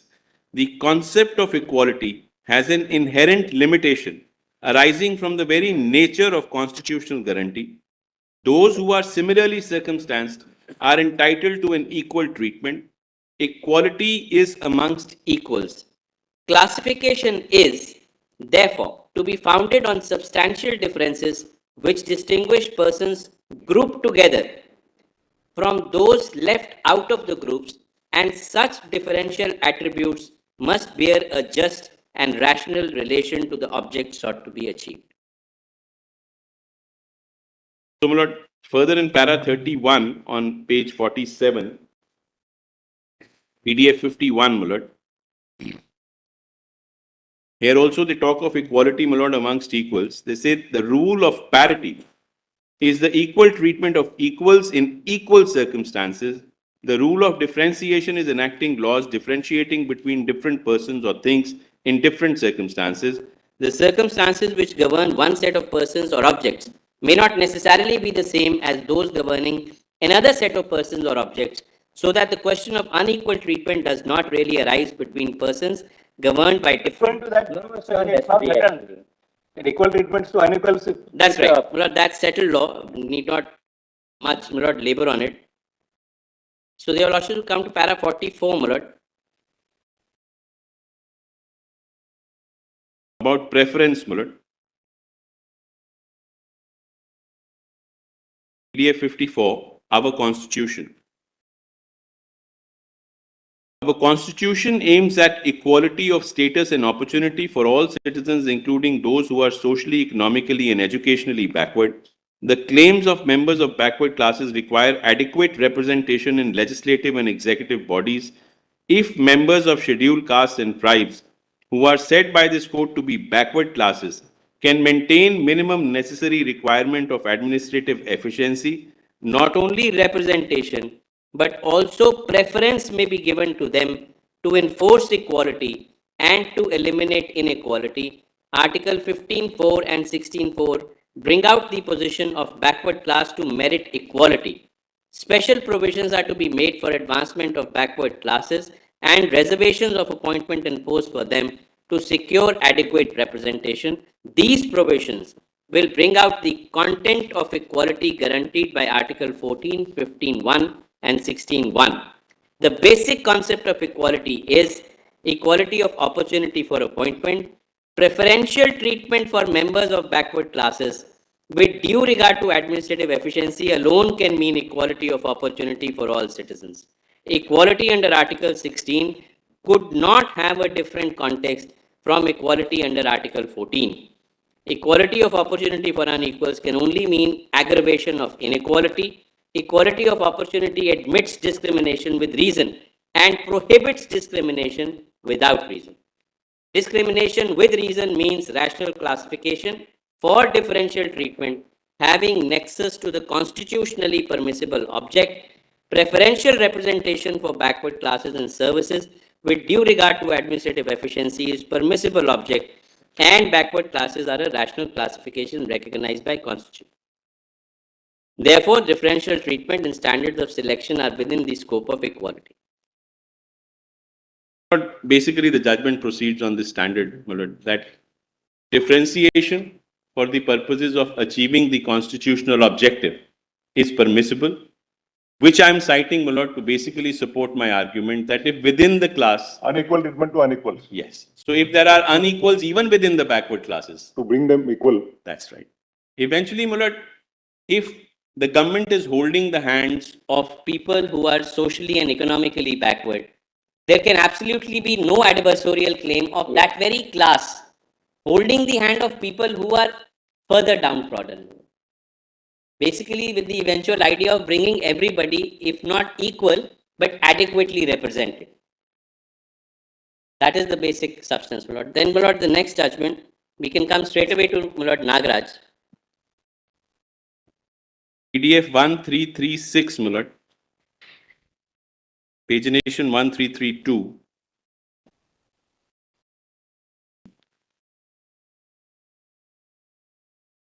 One?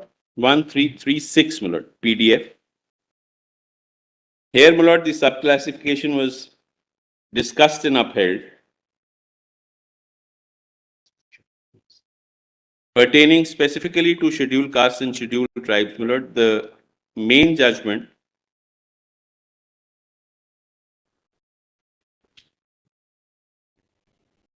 this is Kapadia's judgment.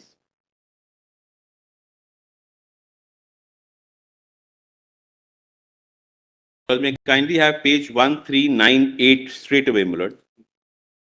PDF.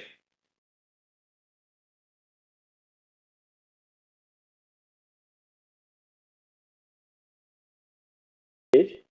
1398 PDF, my lord.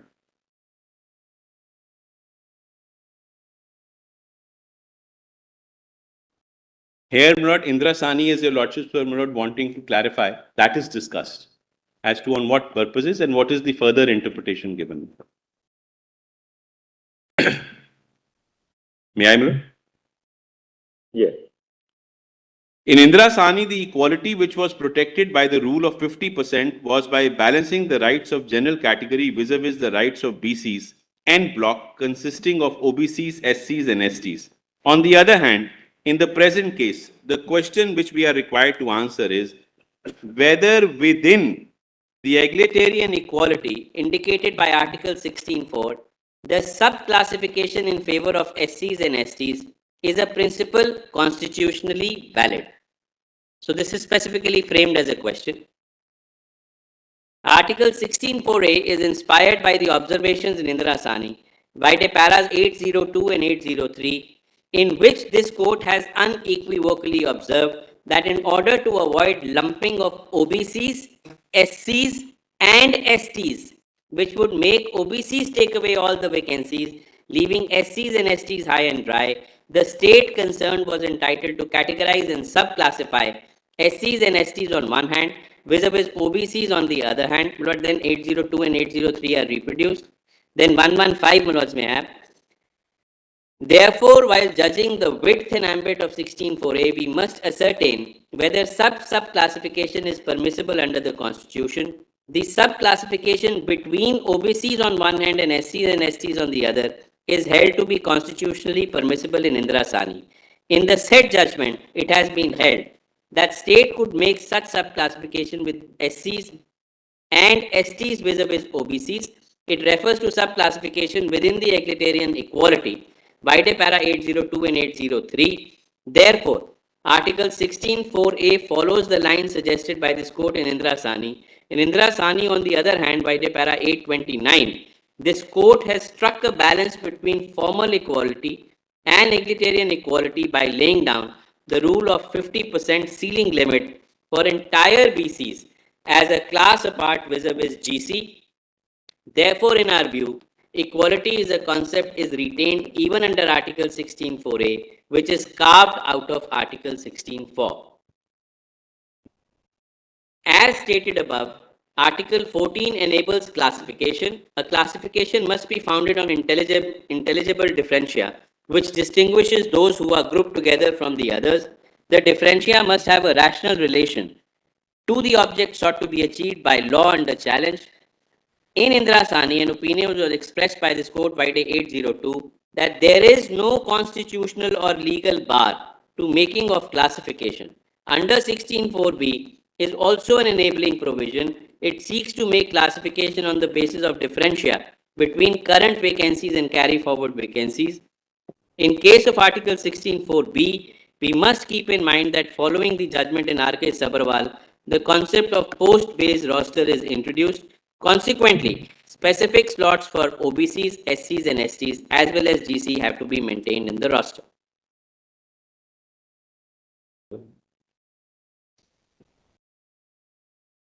Well, then say, therefore, by article, 2 lines below, 16.4b, a classification is made between current vacancies on one hand and carry forward backlog vacancies on the other. Article 16.4b is a direct consequence of the judgment of this court in R.K. Sabharwal, by which the concept of post-based roster is introduced. Therefore, in our view, 16.4a and 16.4b form a composite part of the scheme envisaged. Therefore, in our view, Articles 7 so together form a part of the same scheme. As stated above, 16.4a, 16.4b, both inspired by observations of the Supreme Court in Indira Sani and R.K. Sabharwal, they have nexus with Articles 17 and 46 of the Constitution. Therefore, we uphold the classification envisaged by Article 16.4a and 16.4b. The impugned constitutional amendments therefore do not obliterate equality.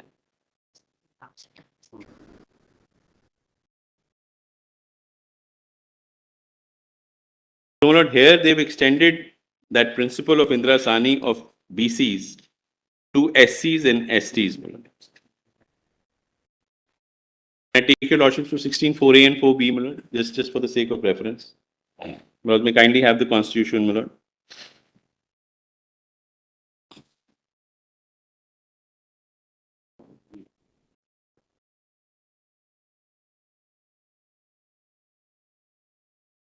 For A reads, my lord.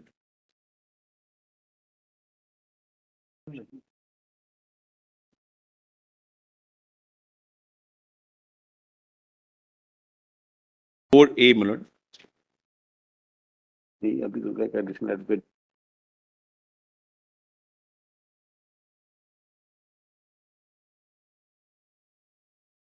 Nothing in this article shall prevent the state from making any provision for reservation in matters of promotion with consequential seniority to any class or classes of posts and services under the state in favor of scheduled castes and scheduled tribes, which in the opinion of the state are not adequately represented in the services under the state. So, my lord, here specifically, the state is endowed with the power to make reservations in promotion. to make reservations for scheduled castes and scheduled tribes, which in the opinion of the state are not adequately represented. Not backward classes, Even within the scheduled caste and That scheduled do not tribes. adequately represented. There is Yes. therefore quantifiable data. Yes. So therefore, my lord, in scheduled caste also there may be some which are adequately represented, some which may not be totally adequately represented. So they can be carved out under 4A and then, my lord, for consequential seniority under 4B. Which other judgment are we done now? Yes, my lord, Nagraj is done, my lord. We can come straight away to Devender, my lord, now, which your lordship was saying is the latter reference order, my lord. This is Arun Mishra. Yes, which is 2010. Which page?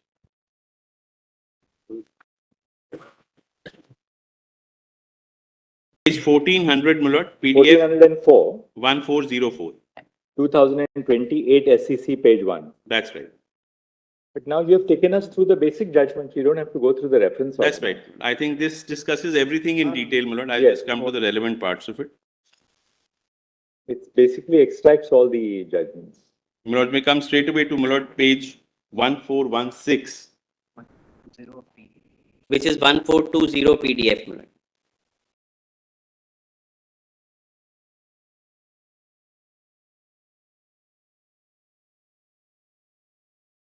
One four. 1420 PDF running 1416.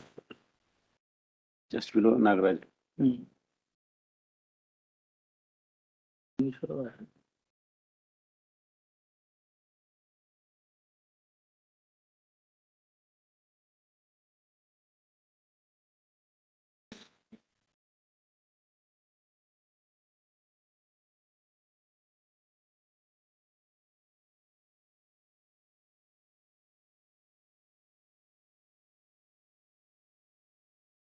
The opinion of Justice Arun Mishra, this was a unanimous verdict, my lord. It's authored by him. A bench of 3 judges. May I, my lord? Bench of 5. 5. This is 5. Reference by 3, That's right, my lord. Reference by 3. decided by 5. That's right.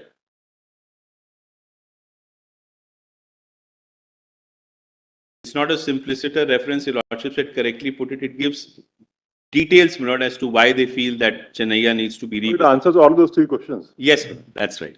That's right. They made recorded all your arguments here. Exactly, my lord. And held in your favor. That benefit I surely had, my lord.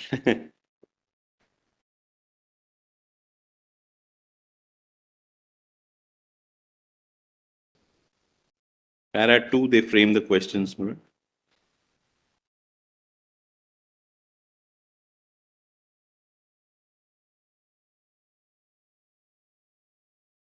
Para 35 at page 1458. So before that, it's basically quotations.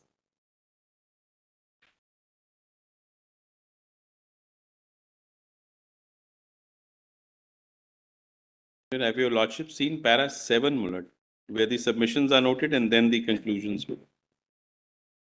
Or we can come straight away to the findings, my lord. Yeah, we can go straight to the finding.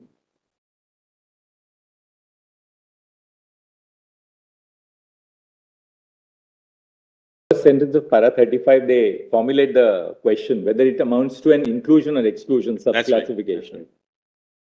Not-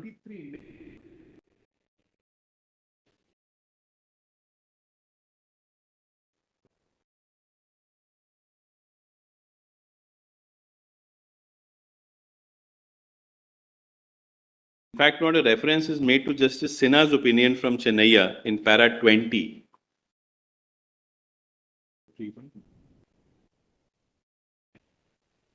Page 1431 PDF, my lord. If your lordship could just have that. Yeah, Mr. Shampanan, you're right. It's para 33 placitum D.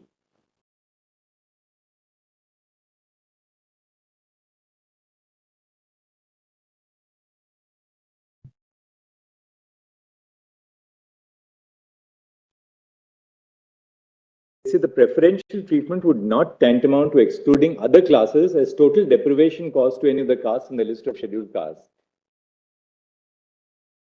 It is a case of classification to provide benefit to all and to those deprived of the benefit of reservation, being the poorest of the poor.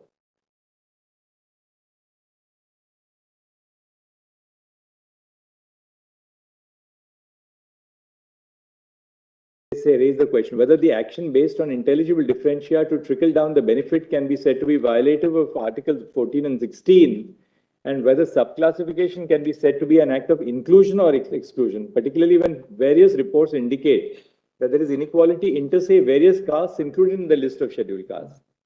They do not constitute homogeneous class, have been relied upon.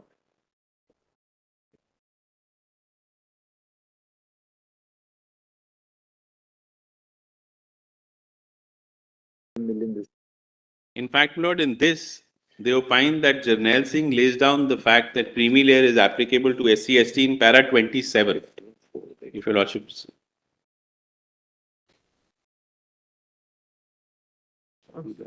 After discussing Ashok Kumar,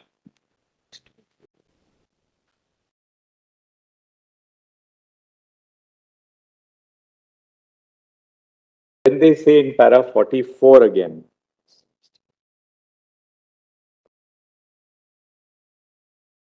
At page 1462. The caste or group or subgroup continued exactly as before in the list. It is only those persons within that group or subgroup who have come out of the untouchability or backwardness by virtue of belonging to the creamy layer who are excluded from the benefit of reservation. The $1 million question is how to trickle down the benefit to the bottom rung. Reports indicate that benefit is being usurped by those class who have come up and adequately represented. Clear caste, occupation, poverty are interwoven. State cannot be deprived of the power to take care of the qualitative and quantitative differences between different classes to make ameliorative measures.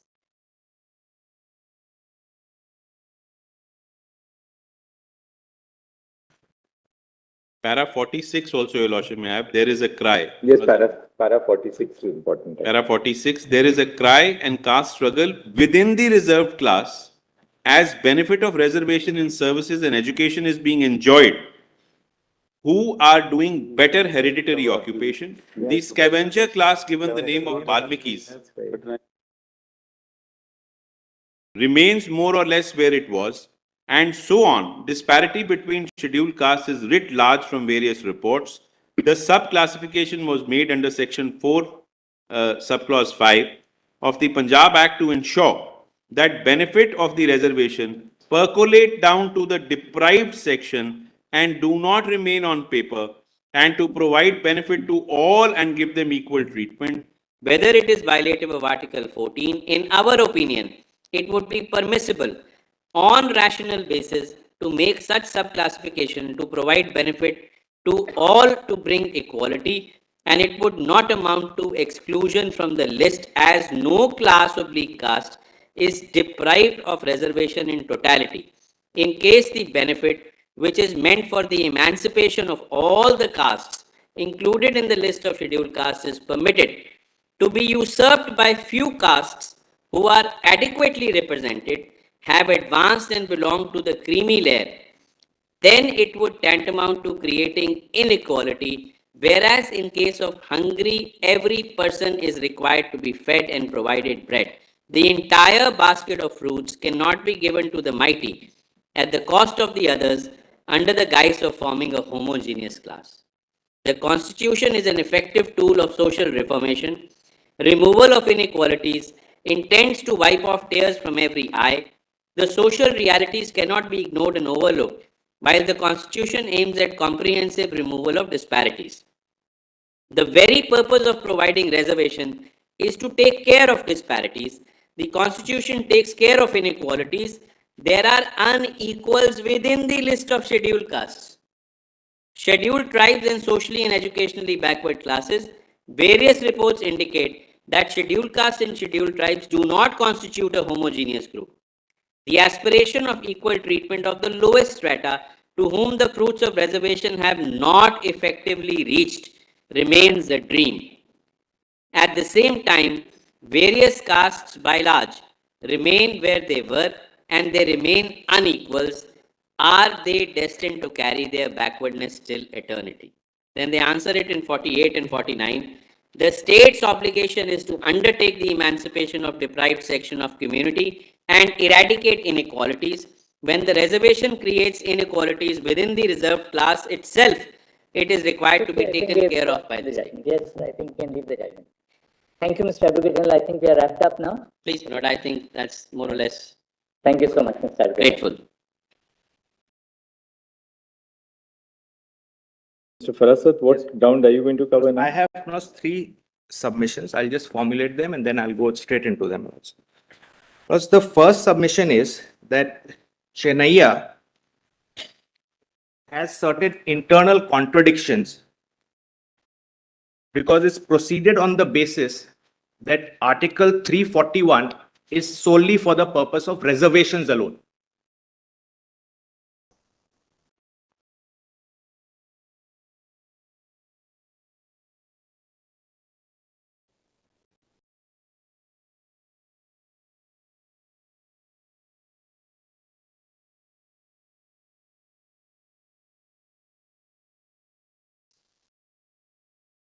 It's for the purposes of this constitution. That's correct. So, my lord, the way Chennaiya proceeds, absolutely, I'm so grateful to my lord the Chief Justice. The way Chennaiya proceeds, it in fact says that. All right, you can formulate and then. Yeah, so that's the first formulation. Yes. Well, the second submission is that Article 342A has now been introduced in the Constitution. And that article 342 capital A has been introduced in the Constitution, and that, read with your lordship's judgment in Jaishi Patil, completely negates the fundamental logic of Chennaiya.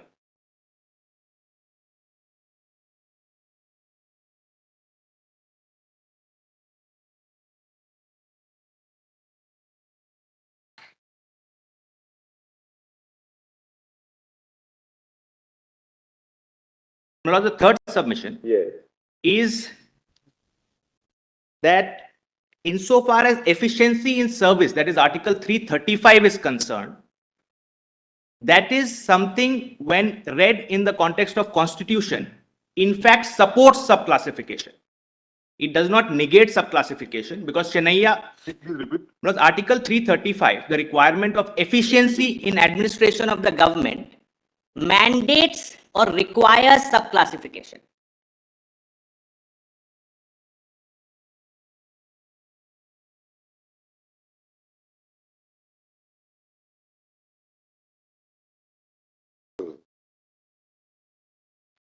Just before I go into each of the points, Malas, there are, if I may submit, there are broadly 2 approaches your lordships have followed. Malas, this is at the risk of slight oversimplification in matters of reservation.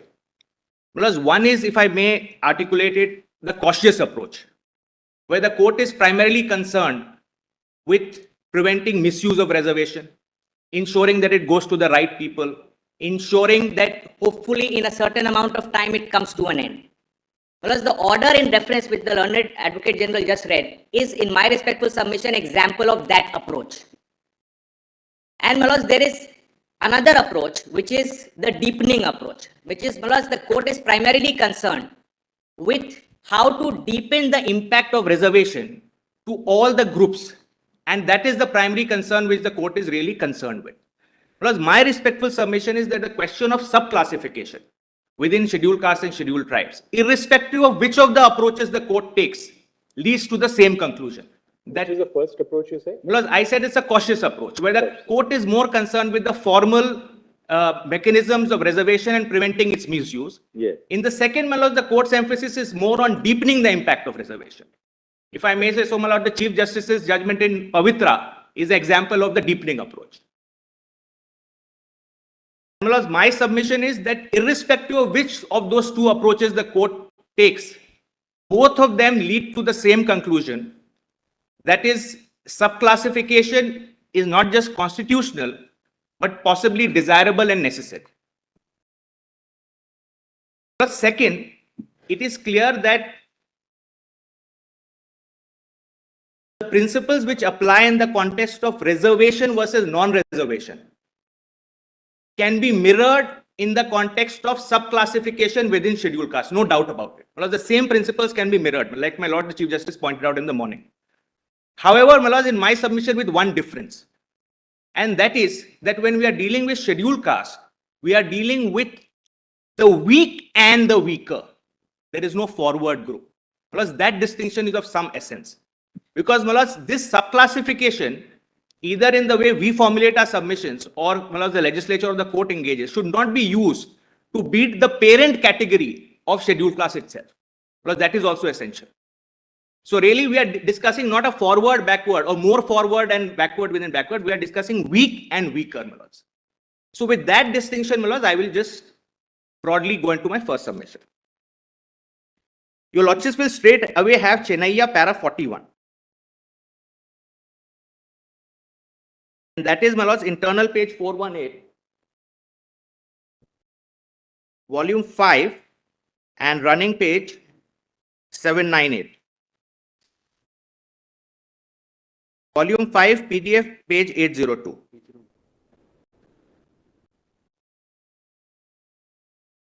Begins at 801 bottom.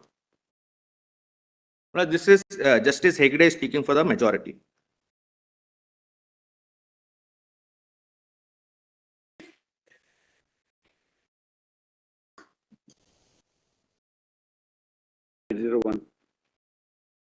The conglomeration of castes given in the presidential order, in our opinion, should be considered representing a class as a whole.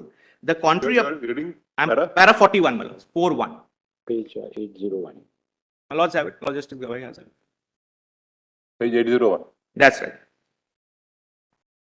PDF 801. PDF 801, otherwise it is 797. That's right. I'm grateful. The conglomeration of castes given in its presidential order, in our opinion, should be considered as representing a class as a whole.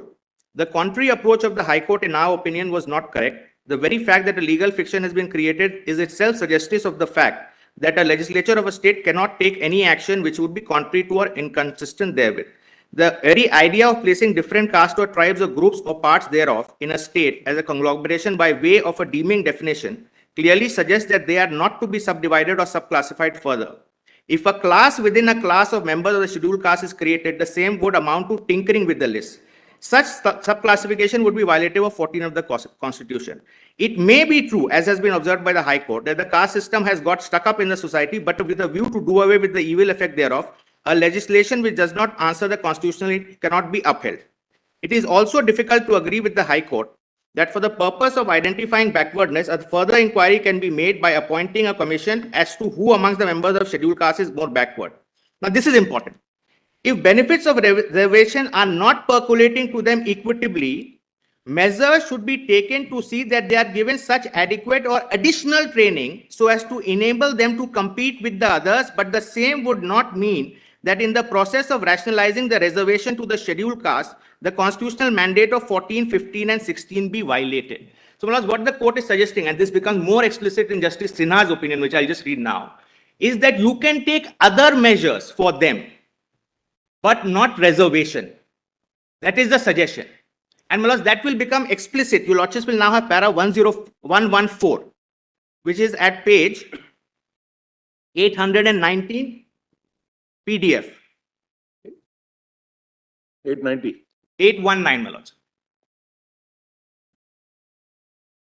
Para 114, it begins under the heading, what is the remedy? So, after holding it to be unconstitutional, Page? PDF page 819. 819. The last page of the judgment. What is the remedy? that's right. There is one practical aspect of the matter which may not also be lost sight of. The chart produced before us clearly shows that the members belonging to Reli and Adi Andhra are hardly educated. What are necessary in the situation was to provide to them scholarship, hostel facilities, special coaching, etc., so that they may be brought on the same platform with the members of the other scheduled tribes, namely Madiga and Mala, if not with the OBCs. It is not in dispute that the members belonging to Reli are hardly educated. Only 2% of members of the said community have studied in secondary school. And then there is some discussion, etc. So what the court is suggesting as a remedy is that you give other forms of affirmative action only to the subcategory. That, in my respectful submission, is a contradiction in terms of interpretation of 341 itself. Because 341 is scheduled caste for the purposes of this constitution. It doesn't say for the purposes of reservation alone.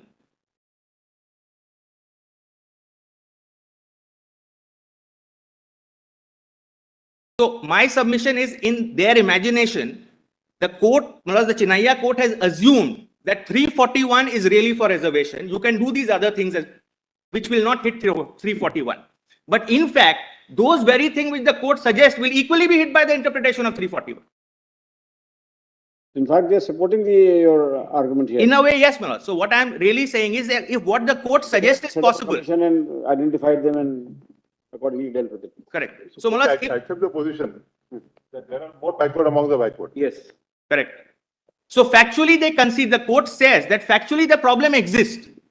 And it says But the reservation is not the remedy. reservation is not the constitutional remedy because it's not permissible on account of my interpretation of 341. But at the same time, the court says there is other remedy. What I'm saying is either both remedies are available to me or none are available to me. They couldn't have said that you take this and not the other. That's right.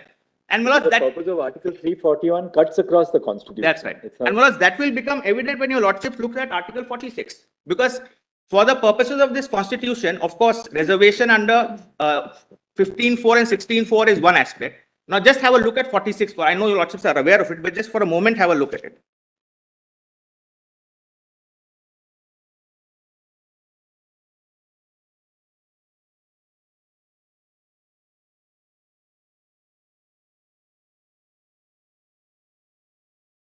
Promotion of educational and economic interests of scheduled castes, scheduled tribes, and other weaker sections.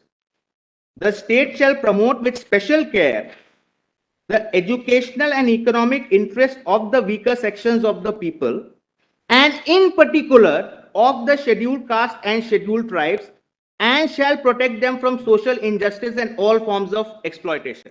This is actually a postulate that the scheduled castes and scheduled tribes are deemed by the Constitution to be weaker sections. I'm grateful. Absolutely. And Manoj, this 46 is couched in such broad language that any affirmative action will be covered under this for the scheduled caste and scheduled tribe. Scholarships, the kind of examples the court gives in Chennai will be squarely covered by 46. And if my lord now has 15.4 for a moment, because those measures are in effect protected by 15.4. A government can give scholarship to only a subcategory or a group only upon protection from 15.4. So 46 and 15.4 are really two sides of the same coin. All right.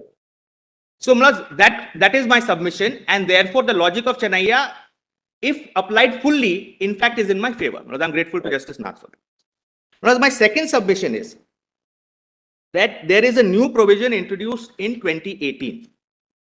And Manoj, that is 342A. Your lordships will just have that provision first.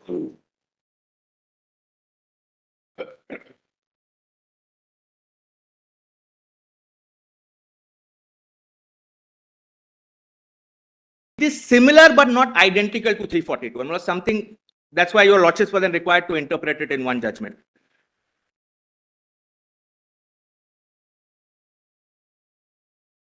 (342A) Part 1. The President may, with respect to any state or union territory, and where it is a state, after consultation with the governor thereof by public notification, specify the socially and educationally backward classes in the central list. Plus, this is actually amended. Specify the bracketed portion your lordships will leave and be deemed to be socially and educationally backward in relation to the state or union territory as the case may be. Because initially there was no reference to central list. Initially read the socially and educationally backward classes, which shall for the purposes of this Constitution. That's right. So there was no reference to central list in the initial 2018 amendment. But clause 2, Parliament may by law include in or exclude from central list of socially and educationally backward classes specified in a notification issued under clause 1 any socially and educationally backward class, but save as aforesaid, a notification issued under the said clause shall not be varied by any subsequent notification. So clause 342A as it originally stood, part 1 of it was almost identical to part 1 or clause 1 of 342. Right. But insofar as clause 2 was there was the word central list, which is different even as it originally stood from 342. Therefore, the question which arose, Manoj, in Jayashree Patil's case is what is the real intent of the original amendment to 2018 amendment, because the word central list is there. So is it taking away the power of the states to actually Yes, identify the OBCs? yes. Because Manoj, this is a provision which for the first time is introduced in 2018. So the power to identify was all, unlike the SC STs, the power even to identify was always with the states for OBCs. Yes. Now this provision is introduced 342A, and the question was, is that power lost? The power of the states. Power of the states to identify. Yes. And the court says, yes, it is lost in Jayashree Patil. By reading, the question was whether 2 will control 1, clause 2, central list will control 1, or 1 will control clause 2, really speaking. And the court came to the conclusion that the word central list in 2 Yes. will be controlled by 1, and therefore the states have lost the power. So although the word central list is there in 342, in Jayashree Patil, your lordship says, in effect, 342 capital A is identical to 342. That is, from here on, for all purposes, not just central list, it will be only the president and thereafter the parliament which will identify the caste. Because that is the majority in Jayashree Patil. Because there's two judges dissenting also, but that's the majority, 3:2. They also then held that till such time as the central government identifies, the state list will continue. So the central government has not so far identified, so the state list continues. Oh, I see. As a matter of fact, that also then needs to be looked at again, because the entire federal structure is disturbed because the states don't have any power anymore. It came in 2021. So 21 is the 21. yeah, so that's the whole issue. But the 21 amendment was before Jayashree Patil, right? No, after. As a response to Jayashree Patil. No, I'm just coming to that. This is 2018. Jayashree Patil was which year? 20, Manoj. Jayashree Patil is 2020. This is 21. Manoj, the amendment is a response to Jayashree Patil's finding. I'll place that. That's correct. Yes. Now, my lords will just first have, now the submission I'm making for the court's consideration is this, that even in Jayashree Patil, where the court interpreted 342A to be identical to 342, even though the word central list were present in the second part, despite that says that for all other purposes, that is subclassification, etc., nothing changes. So here you have now for the SEBCs, a structure like 342, but they are permitted to, the states are permitted to subclassify. Well, that's my submission. I'll just make that good by taking your lordship through the judgment. So now on Jayashree Patil, your lordships will straight away have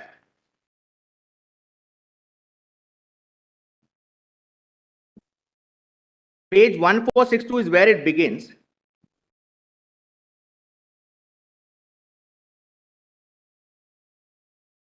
And your lordships will have para 162, which is at PDF 1607.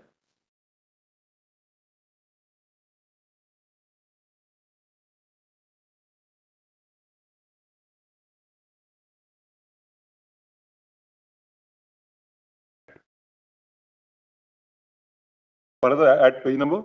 This is at page number 1607 PDF, 1603 on the right hand side.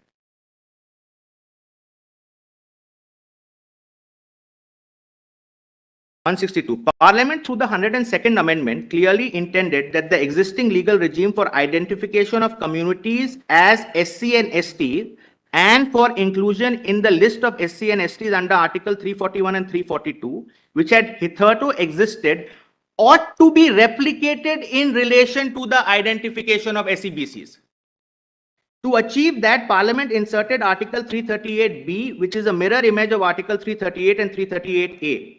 The tasks assigned to the new Commission for Backward Class, which is envisioned as a multi-member commission, are radically different from the duties which were assigned by Parliament to the National Commission for Backward Caste Act. Under Section 9 of the erstwhile NCBC Act, which was repealed just before the commencement of the 102nd Amendment, the NCBC was to examine requests for inclusion of any class of citizens as backward classes in the list. An advice of the commission was ordinarily binding upon the central government. Section 11 provided for a periodic revision of lists. As noticed by Ashok Bhushan J, Article 338B envisions a larger role for the new commission. This commission not only advises the central government but also the states. It is impossible to read Article 338B in isolation from the pre-existing pari materia provisions. It must be interpreted in the light of the two provisions which had existed all this while. 338. Justice Bhatt also concurred with Justice Bhushan. No, Justice Bhushan was in dissent. So he is Right, with Justice Nazir. Yes. So on this point, the majority of this judgment was Justice Bhatt, Justice Nageshwar Rao, and Justice Nazir. And the other two judges are really in a dissent. On this point. On this. For this matter, this is the only point in this judgment which my submission is relevant. Relevant for this. Yes. Now, those provisions clearly contemplate the same consultative role of the commission, etc. I'm not going to read that. Your lordships will now come to 166. This can be read. This is very relevant. I'll read it. My learned friend wants to read. This commission not only advises the central government but also the states. It is impossible to read Article 338B in isolation from the pre-existing pari materia provisions. It must be interpreted in the light of other two provisions which had existed all this while, Article 338 and 338A. Those provisions clearly contemplate the same consultative role with the Commission on Policy Matters of the central government as well as the state government. This is evident from clause 9 of these articles. Thus, the Commission under Article 338B is not only assigned a constitutional role, but is also expected to act as an expert and engage with experts in the determination of the communities. 338B5 uses the term SEBC no less than on 6 occasions. The expression also occurs in Article 338B9. Thus, for the purpose of the Constitution, the Commission newly established under 338B, that is NCBC, shall be the only body to whom both the central government and the state government have to turn in all matters of policy. Necessarily, the question of matters of policy would also include identification of caste or communities as backward classes. Now, my lords will have 166.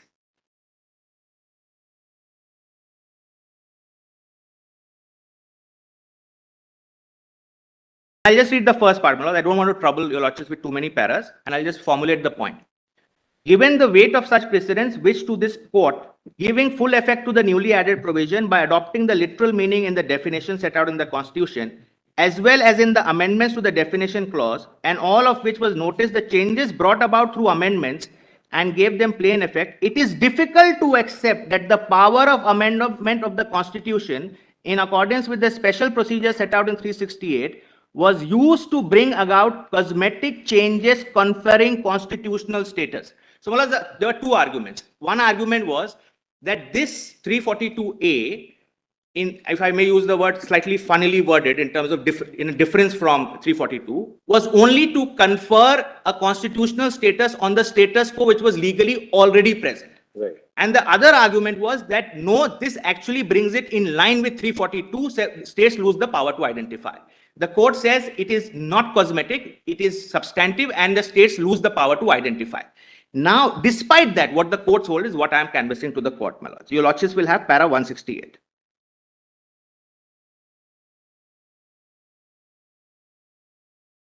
And below plus item E.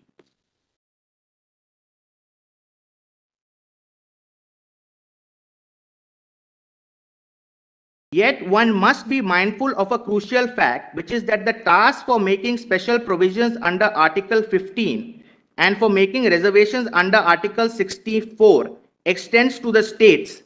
The power exercised by the President in relation to every state vis-a-vis SC/ST has been smooth, and by all accounts there has been no resentment or friction.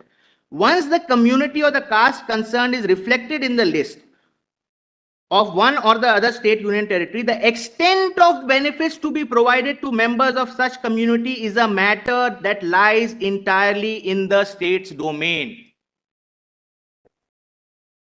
So identification the President does exclusively and the Parliament, but the nature of benefits will be rolled out is in that state's exclusive domain. Now my lords will have para 182.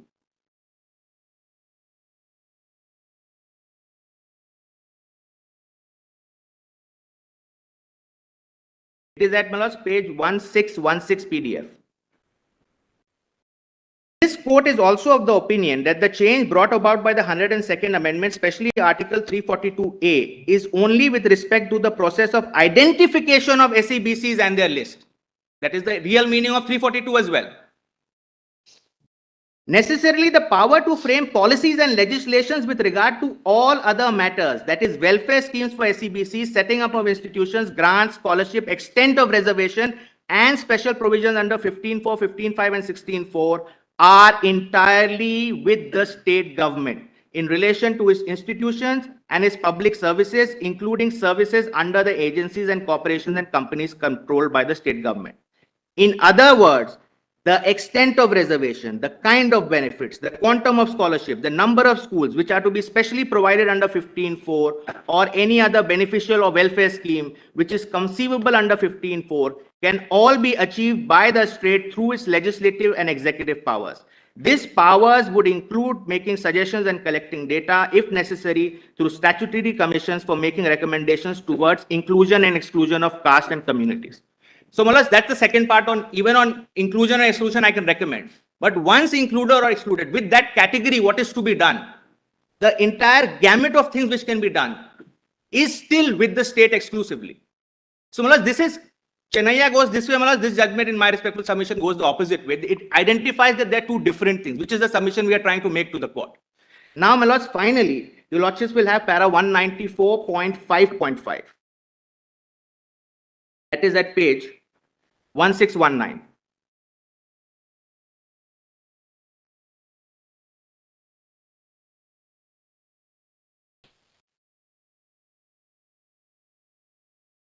PDF 1623. And PDF page 1623.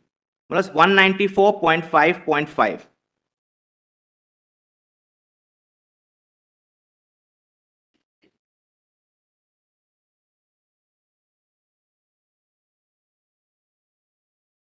The state's power to make reservations in favor of particular communities or castes, the quantum of reservation, the nature of benefit, and the kind of reservations, and all other matters falling within the ambit of 15x16, except with respect to identification of SEBCs, remains undisturbed. Remains undisturbed, except identification. What is the sequitur of this? In SEBCs, Malas, there is subclassification already. Your Lordships have seen Indira Sahni. Yes. Now here you have a provision which has been read by this court to be identical to 341, and except identification, everything else is left undisturbed. Therefore, Malas, that subclassification power also has been left undisturbed.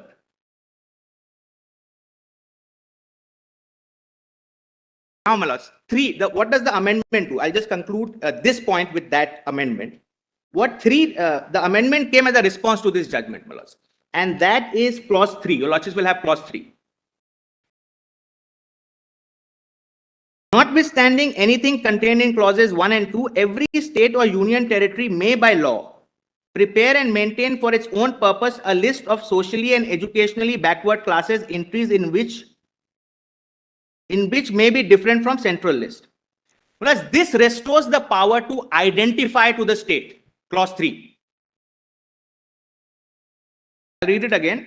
Notwithstanding anything contained in clause 1 and 2, every state or UT may by law prepare and maintain for its own purpose a list of SEBCs. This restores the power to identify, which clause 1 and 2 as interpreted by Jayashree Patil did not provide.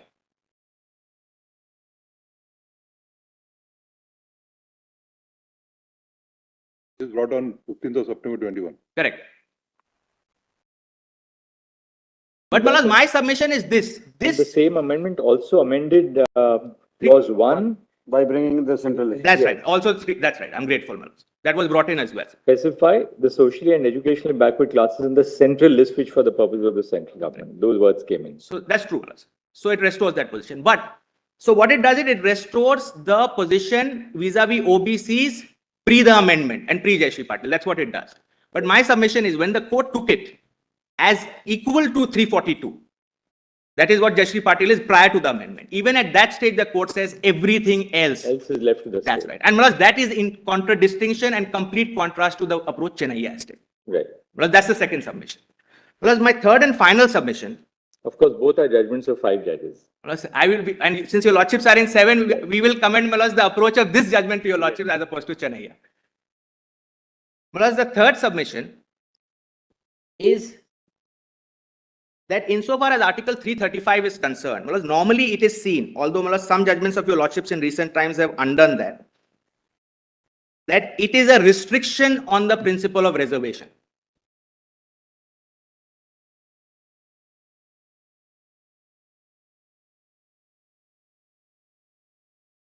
Malaz, I'll just read 335. Claims of scheduled caste and scheduled tribes to services and post. The claims of the members of the scheduled caste and the scheduled tribes shall be taken into consideration consistently with the maintenance of efficiency of administration in making appointments in the union or state. Consistent with maintenance of efficiency in administration. In my respectful submission, this provision actually is not a provision which is a limiting principle of reservation, certainly not in government service. And I'll try to make it good. It is in fact an enhancing principle for reservation and subcategorization both.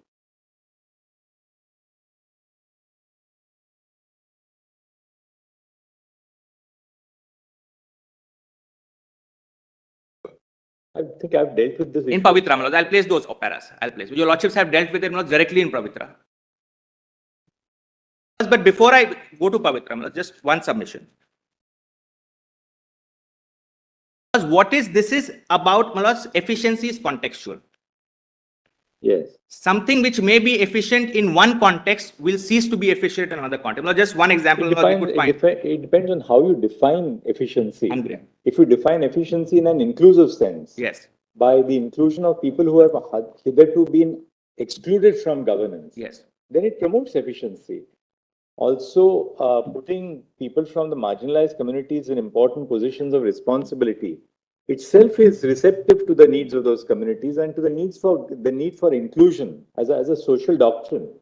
And therefore, it's not really something which detracts from efficiency. Absolutely. And in addition, because the postulate of the Constitution is not that people who belong to the marginalized groups are inefficient and those who belong to the other groups are efficient. And therefore, having more of the reserved categories will detract from efficiencies. To the contrary. Exactly. So, Malaz, that's there. And in addition, Malaz, this is efficiency. It is consistent with the need to maintain efficiency in administration. Yes. And efficiency in government administration is what is government administration? Malaz, government, what is government? What is government's business is the people. Malaz, government's business is the people. So, when we are talking about efficiency in government administration, diversity by itself promotes efficiency. Malaz, that's my submission for the court's consideration. Efficiency in government administration will necessarily necessitate existence of diversity. Just example, we came across example. In Norway, they recently took a child of an Indian couple because the children were being fed by the hands, through hands by the parents. That is basically, they don't have the understanding, diverse enough administration to understand this is a cultural but hygienic practice. They assume that just because you are using hands, they put the child in foster care. So, Malaz, efficiency in administration will require a certain amount of diversity because otherwise you will have disastrous consequences of this kind of example. There can be many other examples given, even in our context. So, diversity is essential component of efficiency, especially in government administration because you are dealing with a diverse public. You're not dealing with just a section. You're not government of A or B. You're government of everybody. All right. And Malaz, I'll just place the paras in Pavitra. Where is Pavitra? Volume 5A. 25. Page? Malaz, it begins, your lordship will have page 111 PDF, page 111 PDF, para 124.